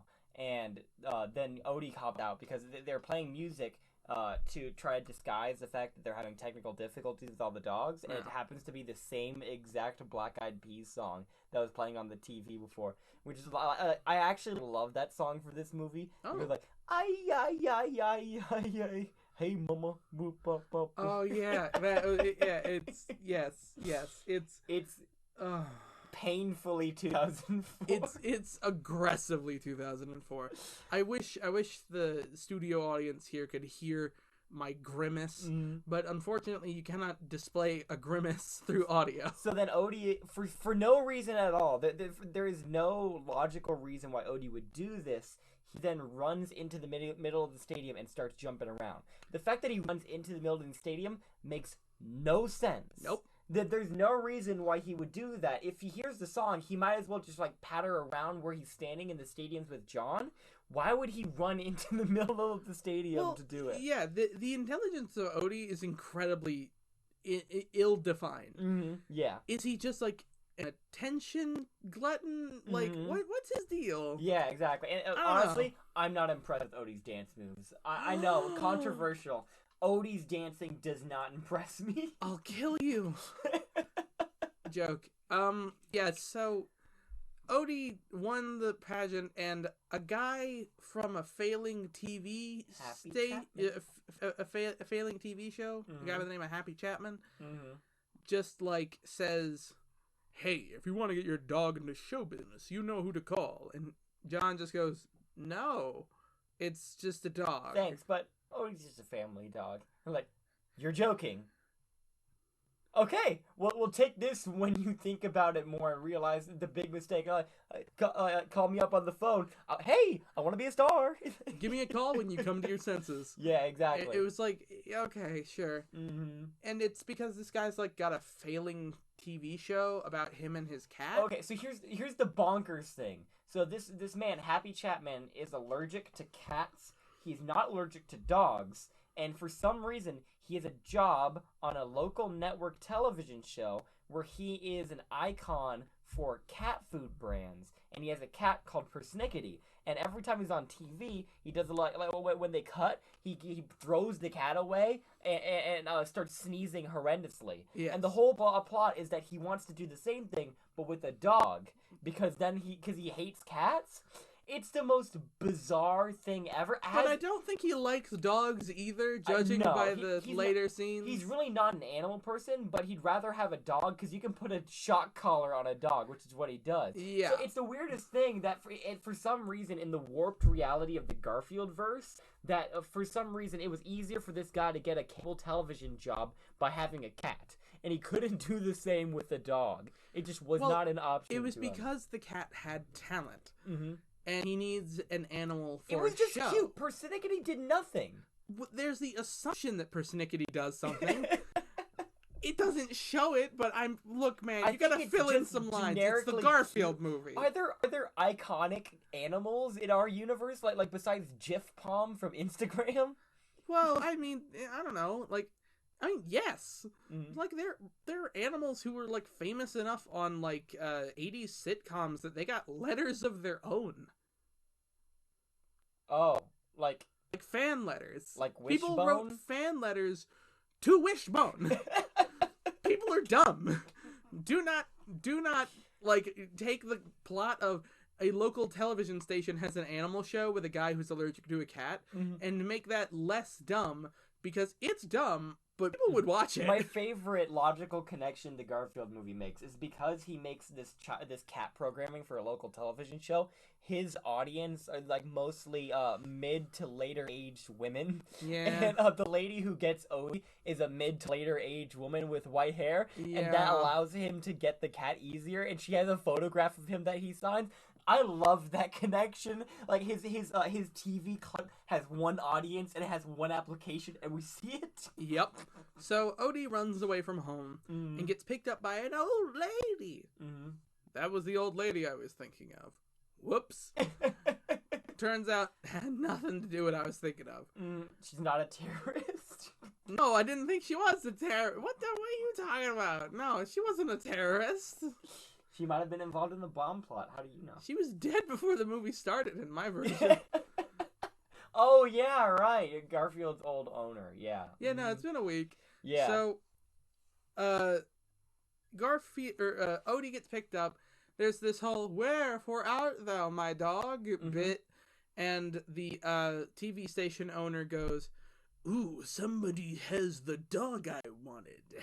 I'm gonna go pretend I own it." Walks up to an old woman and is like, "I'm glad you found my dog." And she goes, "You're Happy Chapman." And he's like, "Uh-huh.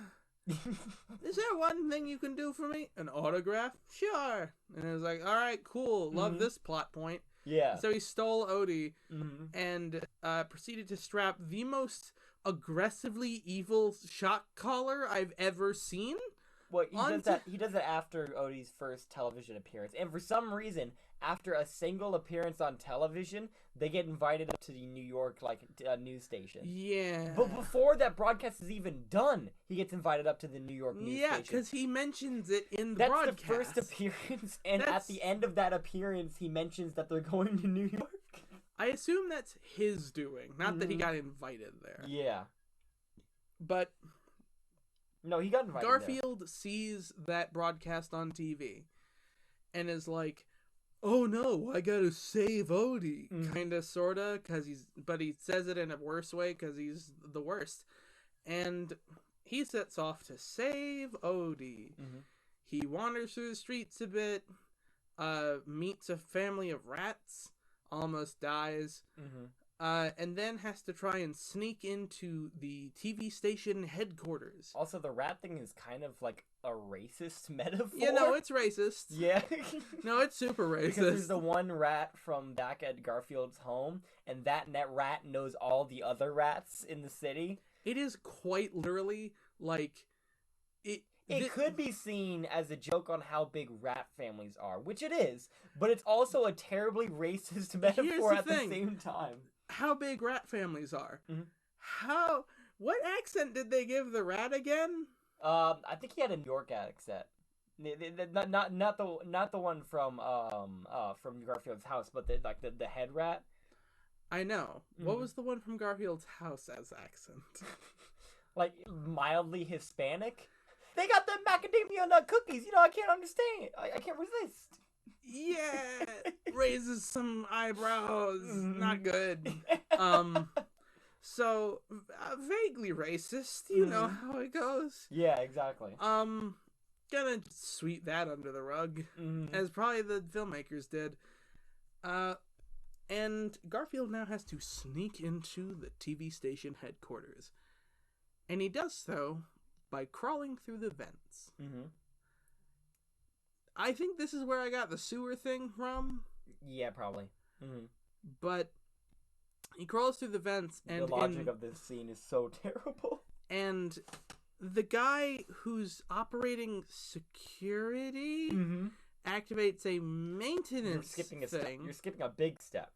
The first big step is, for some reason, they have such high they have such high accuracy sensors that the second that Garfield enters the air ducts, they can see that there's a noticeable blockage, and they have like a gigantic map of the entire like a Resident system. Evil map. And they have a giant red dot where Garfield's at, like which in makes the middle of a no hologram sense whatsoever.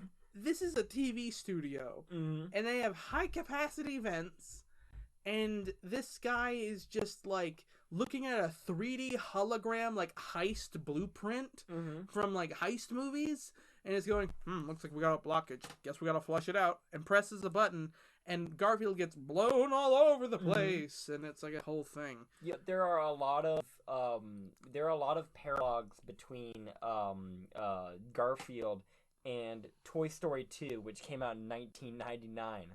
Honestly, I think that the Garfield movie stole a lot from Toy Story 2.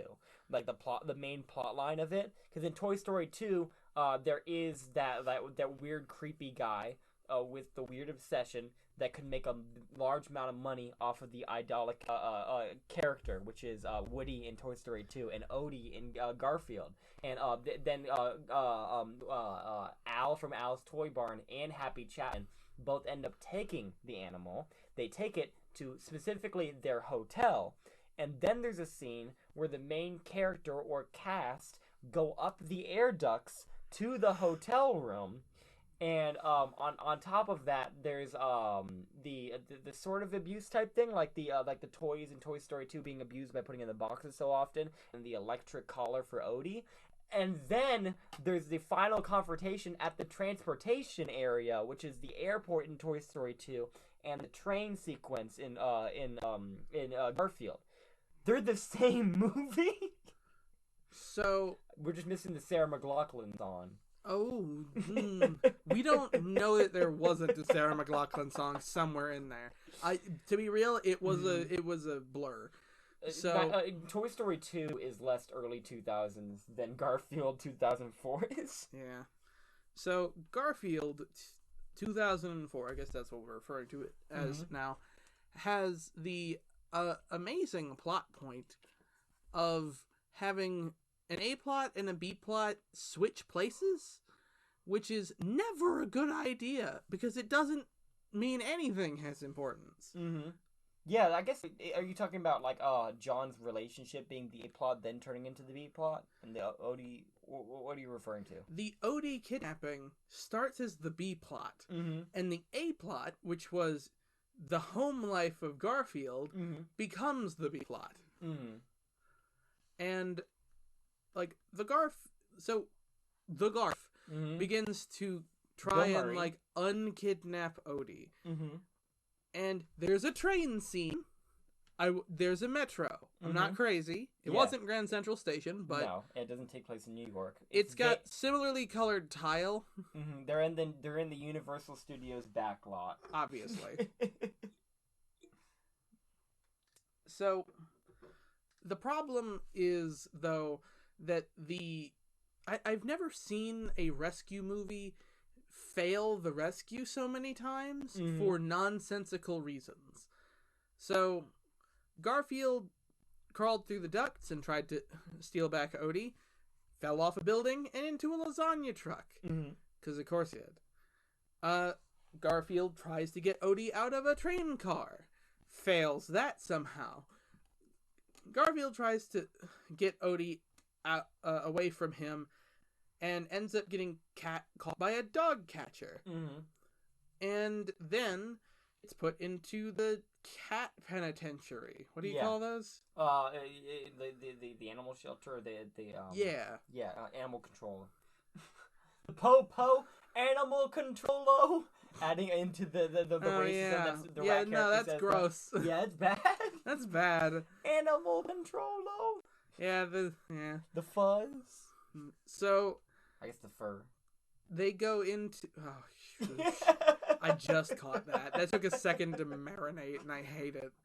So he gets put into the penitentiary, talks to some plot-relevant animals, stages a breakout, everybody leaves, and then goes to rescue Odie one final time from Happy Chapman, and has a showdown in a warehouse where the other animals attack him for a minute.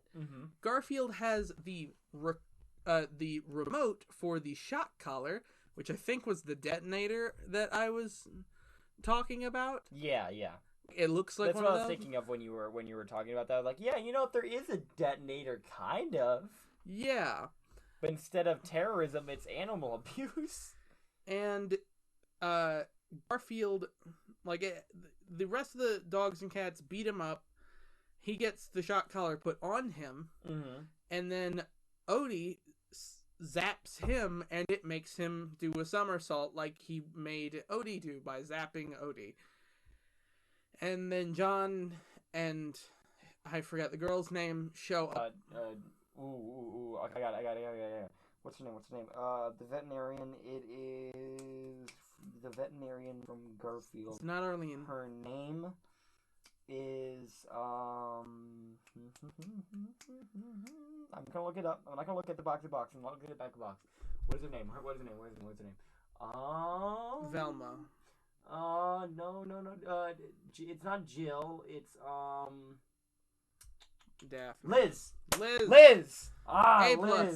A+. You did it. That sucks. That was only a minute of unusable audio.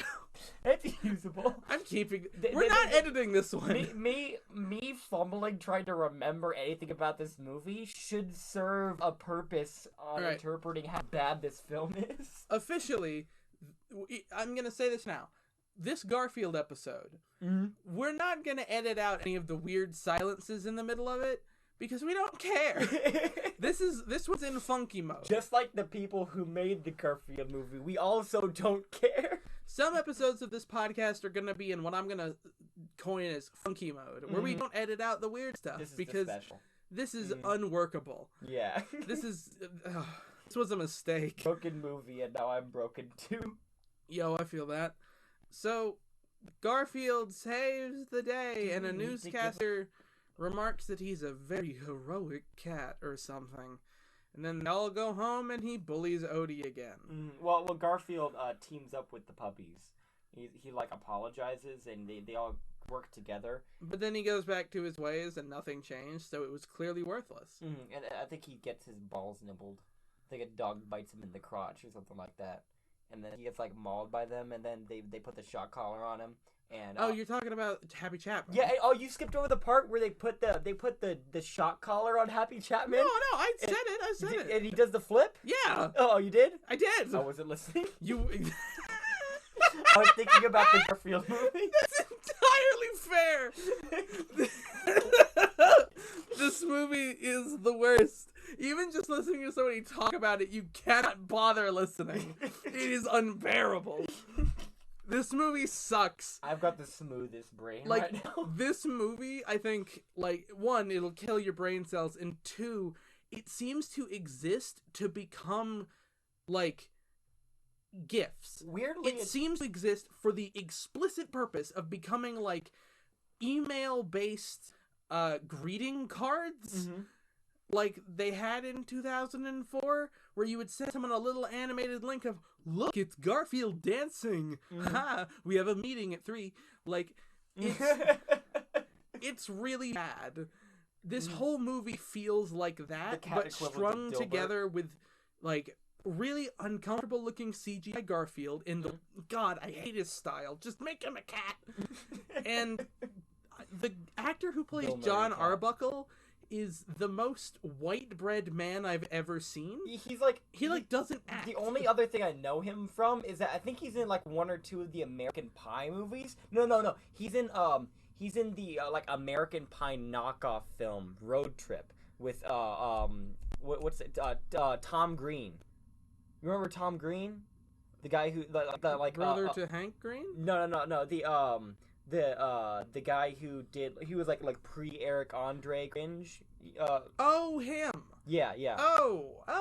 There's that movie called Road Trip, and he's in like those early 2000s boner comedies. Yeah. That's what this guy's from, because he plays the pathetic regular guy who's just trying to get laid. Yeah, but like he doesn't even play up the patheticness in this. Well, he makes me think of the dude from Blue's Clues. It's just nothing. Liz is the alpha female in the situation, and Garfield remarks on it. She's Liz, the girl boss. He's the male wife. Yeah. He's total male wife. Dude has complete male wife energy. He completely lets Garfield eat all of the lasagna. You know? Yeah, it's like, this is people food, Garfield. Don't eat it. He turns around.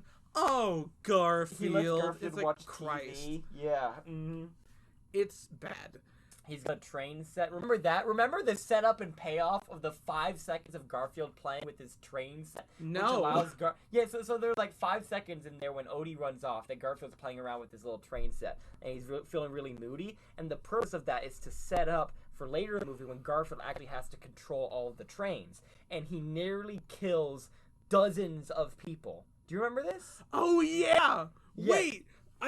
So people did almost die in this movie. He nearly kills dozens of people by driving like dozens of trains directly at each other. And he makes remarks as if anything from running a model train track that goes in a circle like a Hot Wheel gives him any knowledge that prepares him to move all the trains around. Because the thing is, like he does mess up around with it, but afterwards, after he finds Odie's train, he fixes it back perfectly. Mm-hmm. The fact that he messes it all makes sense. People should have died from that.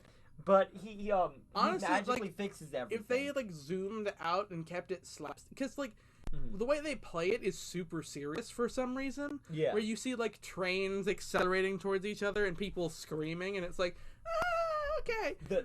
The best scene in that, the best part of that scene though is when Garfield finds the room, he sees a guy that's tall and lanky, and he looks like the type.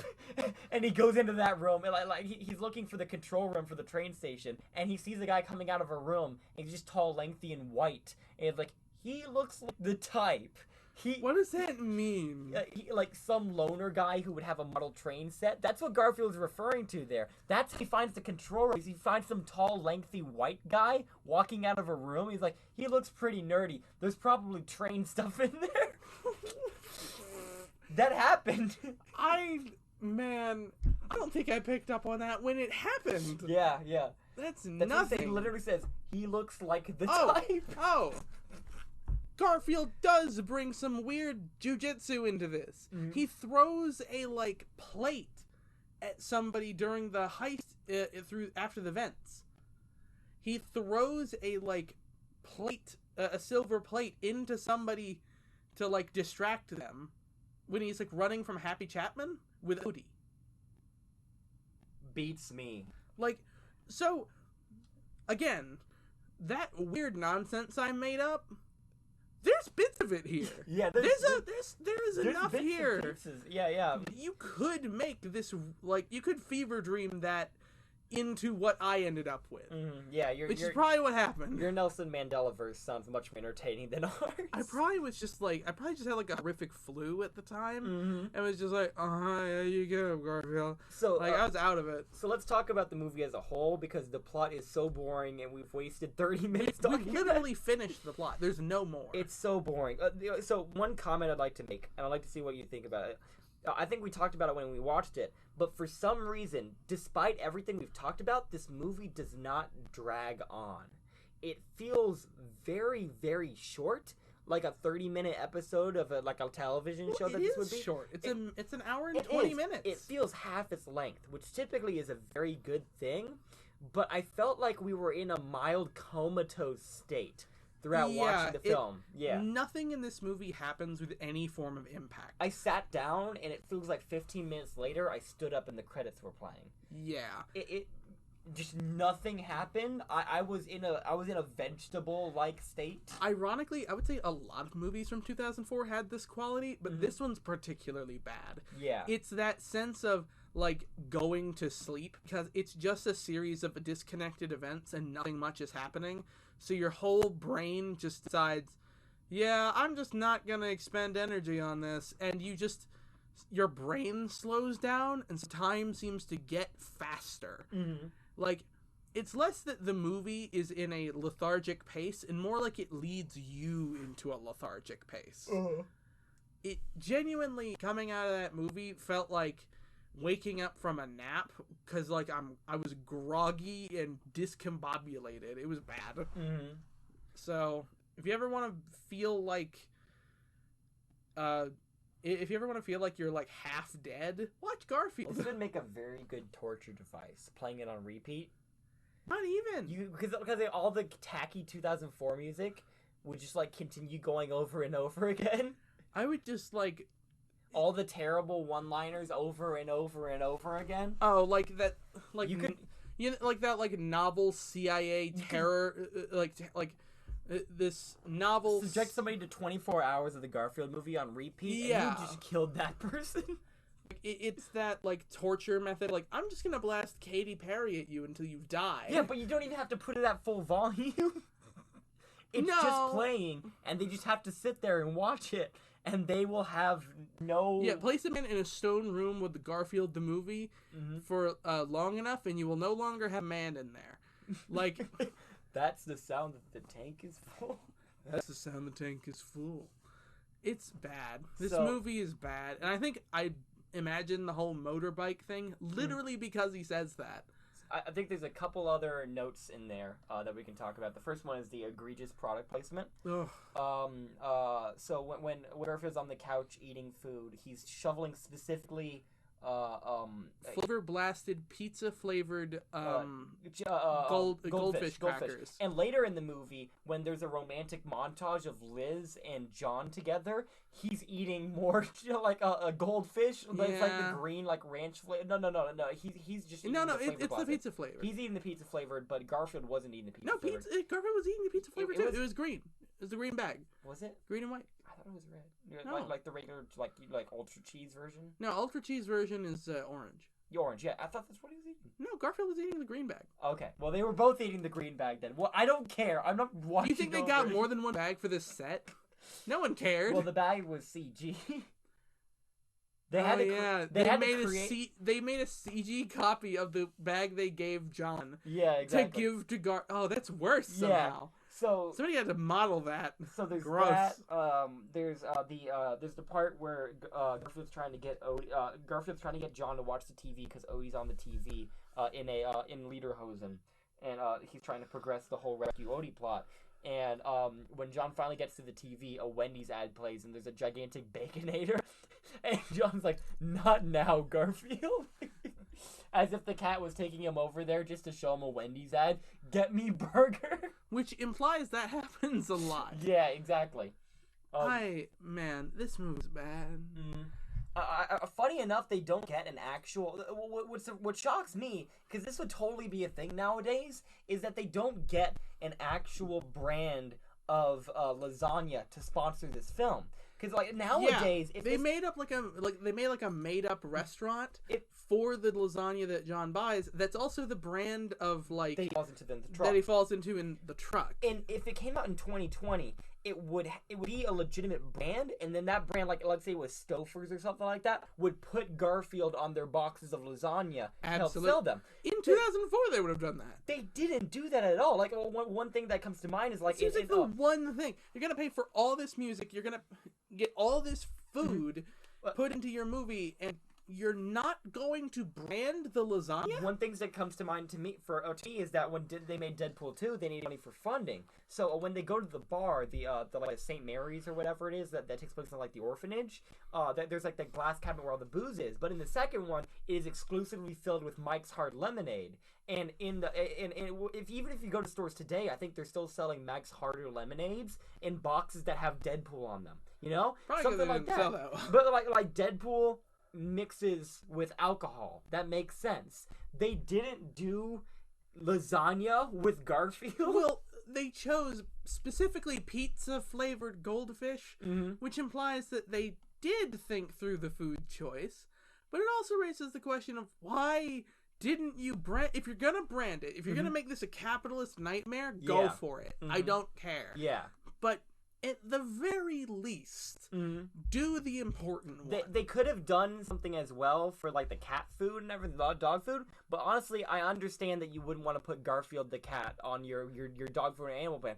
Why wouldn't you want Garfield on your lasagna box? Honestly, that would have sold so much lasagna. Probably, yeah. If somebody walks by like, oh, that's funny because Garfield eats lasagna. Also, I watched the Garfield movie, and now I want terrible $2 banquet lasagna right now. I don't know why you're specifically going for microwave. Yeah, I'm thinking microwave. Because none of it was microwave in the movie. No, yeah, well, no, it was. No. Didn't he ate them out of the bag? Oh no! You know what? I'm thinking of the part where John had like that like disgusting fish. Like no, what was it? Hash. It was liver. It was liver. No. The cat food was liver. The cat food was liver, and he was eating some horrific. He put that in the microwave. Yeah, it was like it was called like meat bachelor hash or something. Disgusting. Like both. Like I honestly would take the cat food. It like looked exactly the same, which was the joke. Yeah, exactly. Is that Garfield ate his thing, but it doesn't make sense. And he didn't notice until like the third bite. John, why would John eat that in the first place? Typically, those jokes would make sense if that's something a human would normally eat. Except it looked like horrific pate cat food. Exactly. It feels like one of those like, observe, have a bachelor ball, and it's like this horrific mass of like food, and normally that would be the joke, is that this man doesn't feed himself well. Yeah, exactly. But they don't play that part of the joke for laughs. They play the fact that Garfield stole his food, implying it's good, and gave him the cat food, and he didn't notice. So the last point I really have on my mind, on the bullet list of things to talk about when it comes to the Garfield movie, the last point is, how do you feel the Garfield movie represents the comic strip? So here's the thing. As a person who honestly didn't grow up with Garfield, it was like older than me by a significant amount. Then I think it's twice my age now, at least. Because, yeah, it's from like 80. It's like 1980, yeah. Yeah. Something like that. And Garfield really wasn't a huge part of my life. But I'm somewhat familiar with the Garfield strips due to osmosis, and also because I actively sought them out at some point in my life. I think that was after my Calvin and Hobbes phase. No, I don't own a bumper sticker. So the problem is that this movie is representative of, I think, some of the Garfield comics more recently, but I would not call it a favorable representation. The Garfield comics are almost primarily about Garfield being a jerk. And people don't remember that because usually you only read one of them a week. But when you read them all back to back, you realize exactly how repetitive it is. It's like almost exclusively about John is a sad sack of nothing. Male wife. John's a male wife. He's a single male wife in the comics, but he gets the lady in this one because he has like two girlfriends in the comics. They just don't work out. But it needs to work out for this film because they had to ask Jim Davis to give him a girlfriend because they thought he was too sad. Not a joke. The audience got him that girlfriend. He had the wingman of like tens of thousands of people. He's a single guy with a cat. It's sad. It's sad.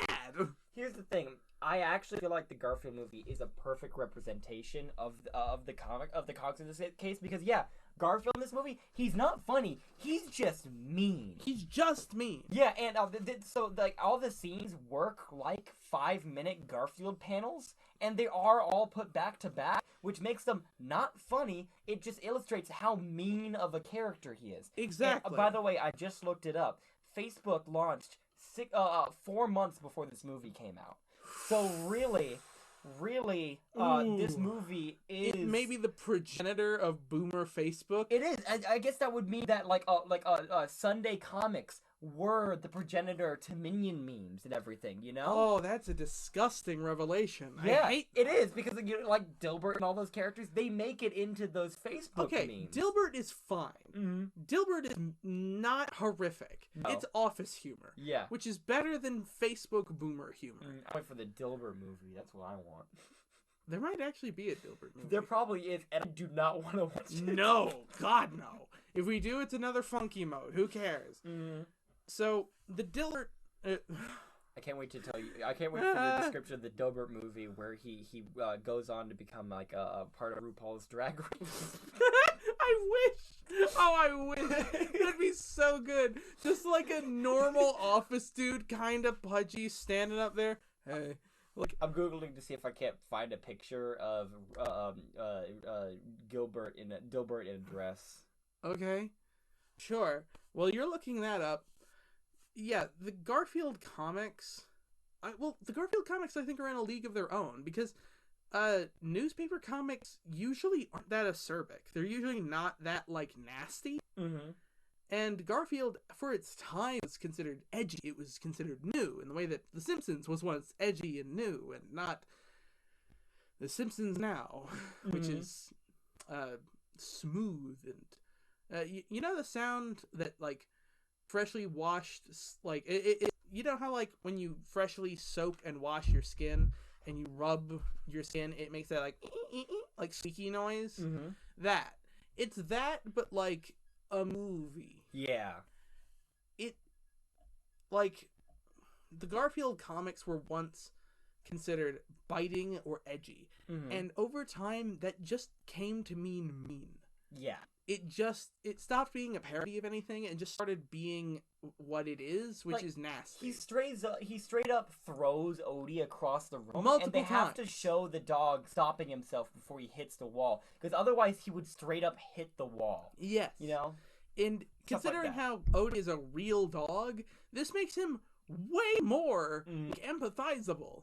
Cartoon Odie is like dumb as a brick and constantly is like bug-eyed and ridiculous looking, but this is a real puppy, and I feel bad for him. Does Odie even have a role in Tale of Two Kitties? I'm trying to remember. I think he does like literally nothing. I think he shows up.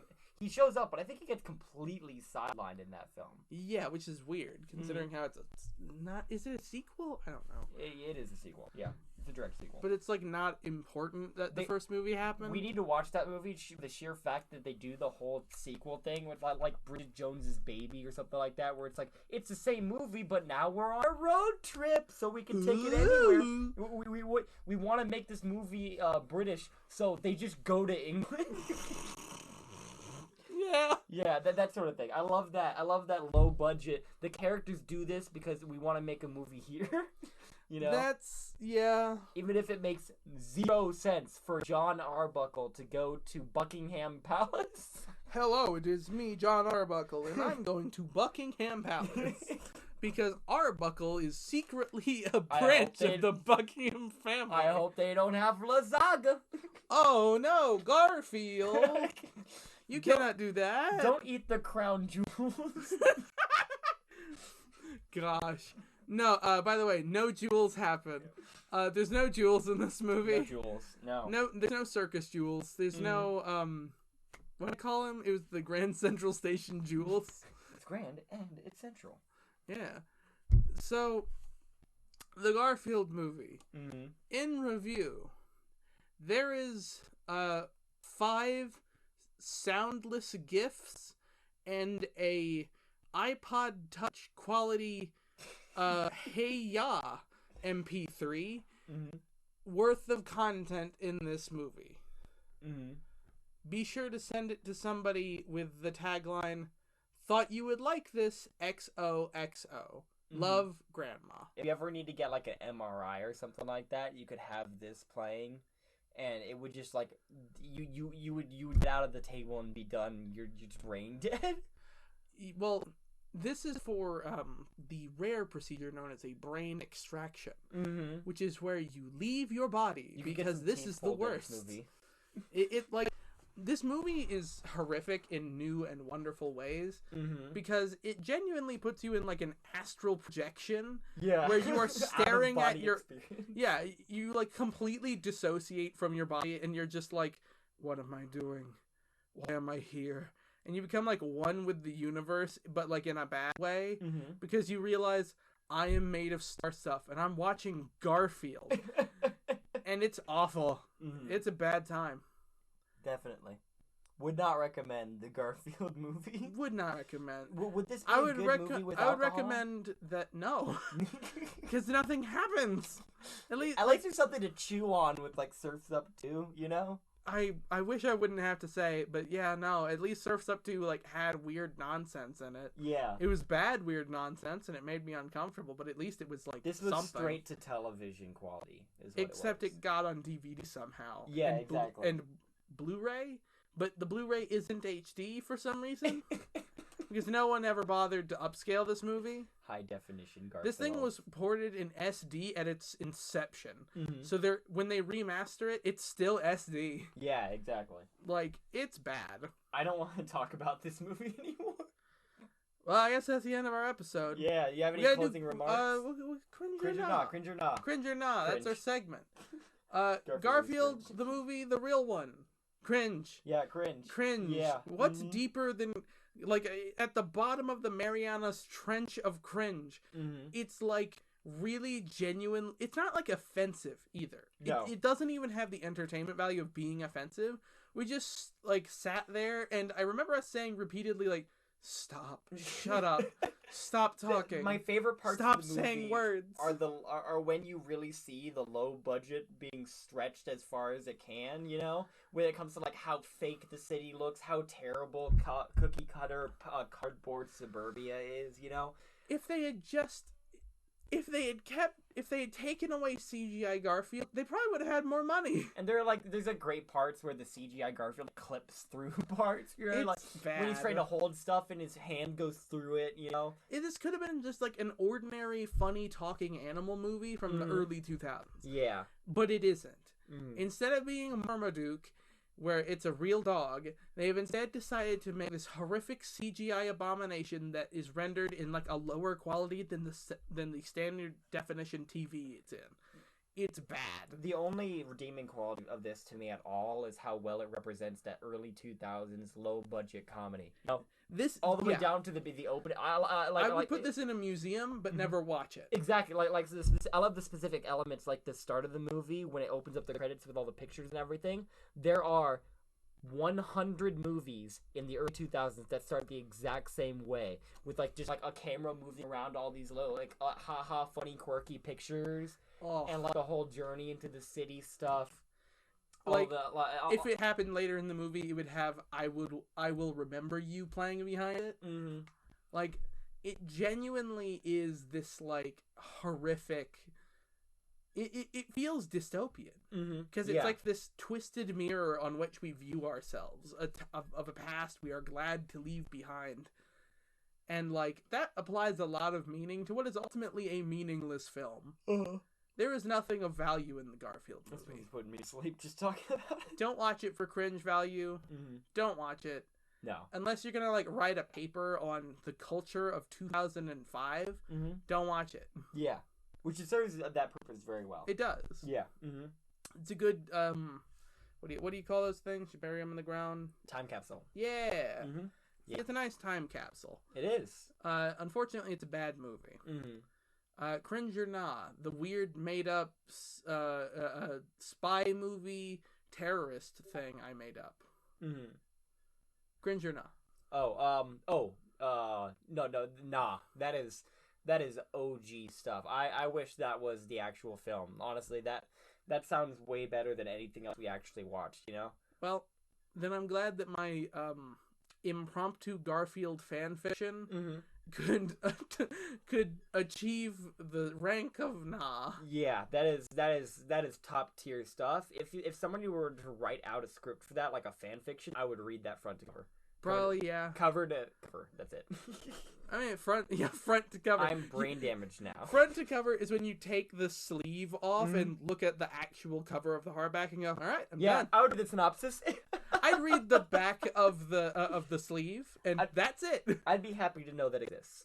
If anybody that's fair. If anybody actually writes a fan fiction for what Noah described the Garfield movie to be, send it to me. Send it to us. Send it to me. Send it to me. Send it to me. At our Gmail.com. In fact, just send Garfield fanfiction to our Podchassis email. This is an open invitation. We will take your Garfield fan fiction. Tag your email with I love the Garf. And if anybody has if it does not have the subject line I love the Garf, then I will not read it and I will delete it. And if anybody has downloaded the Brandaniel version of She Wants to Be, I will be very happy. I'll put a bounty on that. I'll PayPal you $50 if you're able to find the Brandaniel reading She Wants to Be fan fiction.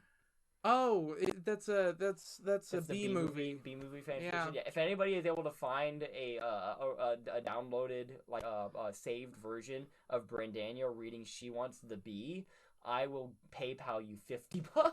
Do not do no. I'm rescinding that for him. He will not PayPal you any money. The bounty is that he will send you the funniest GIF that he has in his favorites. I am not allowing you to spend $50 on this. He took it off his channel. I want it so bad. You can probably Google it and find it yourself, you lazy jerk. I tried Googling it. I can't find it. Just go to his, like, subreddit or something. Jeez. $50. No! Hotmail.com. I will find the email before him, and I will prevent him from paying you $50. I will send you a JPEG of a $50 bill. Instead, please do not assume we will pay you money. We won't. It's all about the Hamiltons, baby. Is that who's on the $50 bill? I'm just remembering the Weird Al song. All About the Benjamins, which is All About the Penta. No, I think it was a part of it was a parody of All About the Benjamins, and it was. No, I think Pentium? It was the name of a computer chip. There was a different song though. It was like what was it called? Pentiums. Yeah, there's that one, but there's a different song I'm thinking of, which is about like the low budget life, where he talks about couponing and everything. Oh, you can have whatever you like. Yeah, you can have whatever you like. I think it's whatever you like. Oh, okay. He keeps the same, but it has the brackets within reason. Yeah. So there's a part of that where you're talking about like all about like the I think he may say he's all about the Benjamins, but he's talking about like $1 bills. No. Washington's. He changes All About the Benjamins into All About the. Oh, I already forgot. There's a line Pentiums, which is a. I know that song, but there's a line in "You Can Have Whatever You Like" where he talks about like his wallet being full of. He's like, my wallet's fat. It's full of ones. Yeah, it's like wallet's fat, full of Washingtons or something. Yeah. All right. I don't think we have a better outro than that. Don't watch this movie. This has been Podchassis. Breckin Meyer, we know you played John Arbuckle in the 2004 Garfield movie. We are watching you. What? I just saw it. It's Breckin Meyer. We're watching you. Breckenmeyer, I'm a brick in your legs. They don't even say Liz's name on here. It's just beautiful veterinarian Jennifer Love Hewitt. Jennifer Love Hewitt, we are watching you. We're not. We're really not. You didn't really appear in the movie. I'm Jennifer following Love you Hewitt, on Twitter. Jennifer Love Hewitt. We know what you did. We know what you did, but we don't really care. If you PayPal us $50, we'll send you She Wants to Be. What is it, a pyramid scheme? I'll buy it for $50, but then I'll sell it to other people for $50. We're not doing that. We know where you live. You can't say that. Like, Jennifer legally, Love that's Hewitt. a problem. Like, it has to be clearly a joke. We know what you did. No! Jennifer Love Hewitt, watch the Garfield movie. Acknowledge your sins. Repent. Repent! The end of days is nigh. Repent. Repent. Repent. Repent. Bye. Bye. Well, have a wonderful time. Love you. I'm gonna go dunk my head in the sink. I'm gonna dunk a basketball. Oh, heck yeah. Yeet!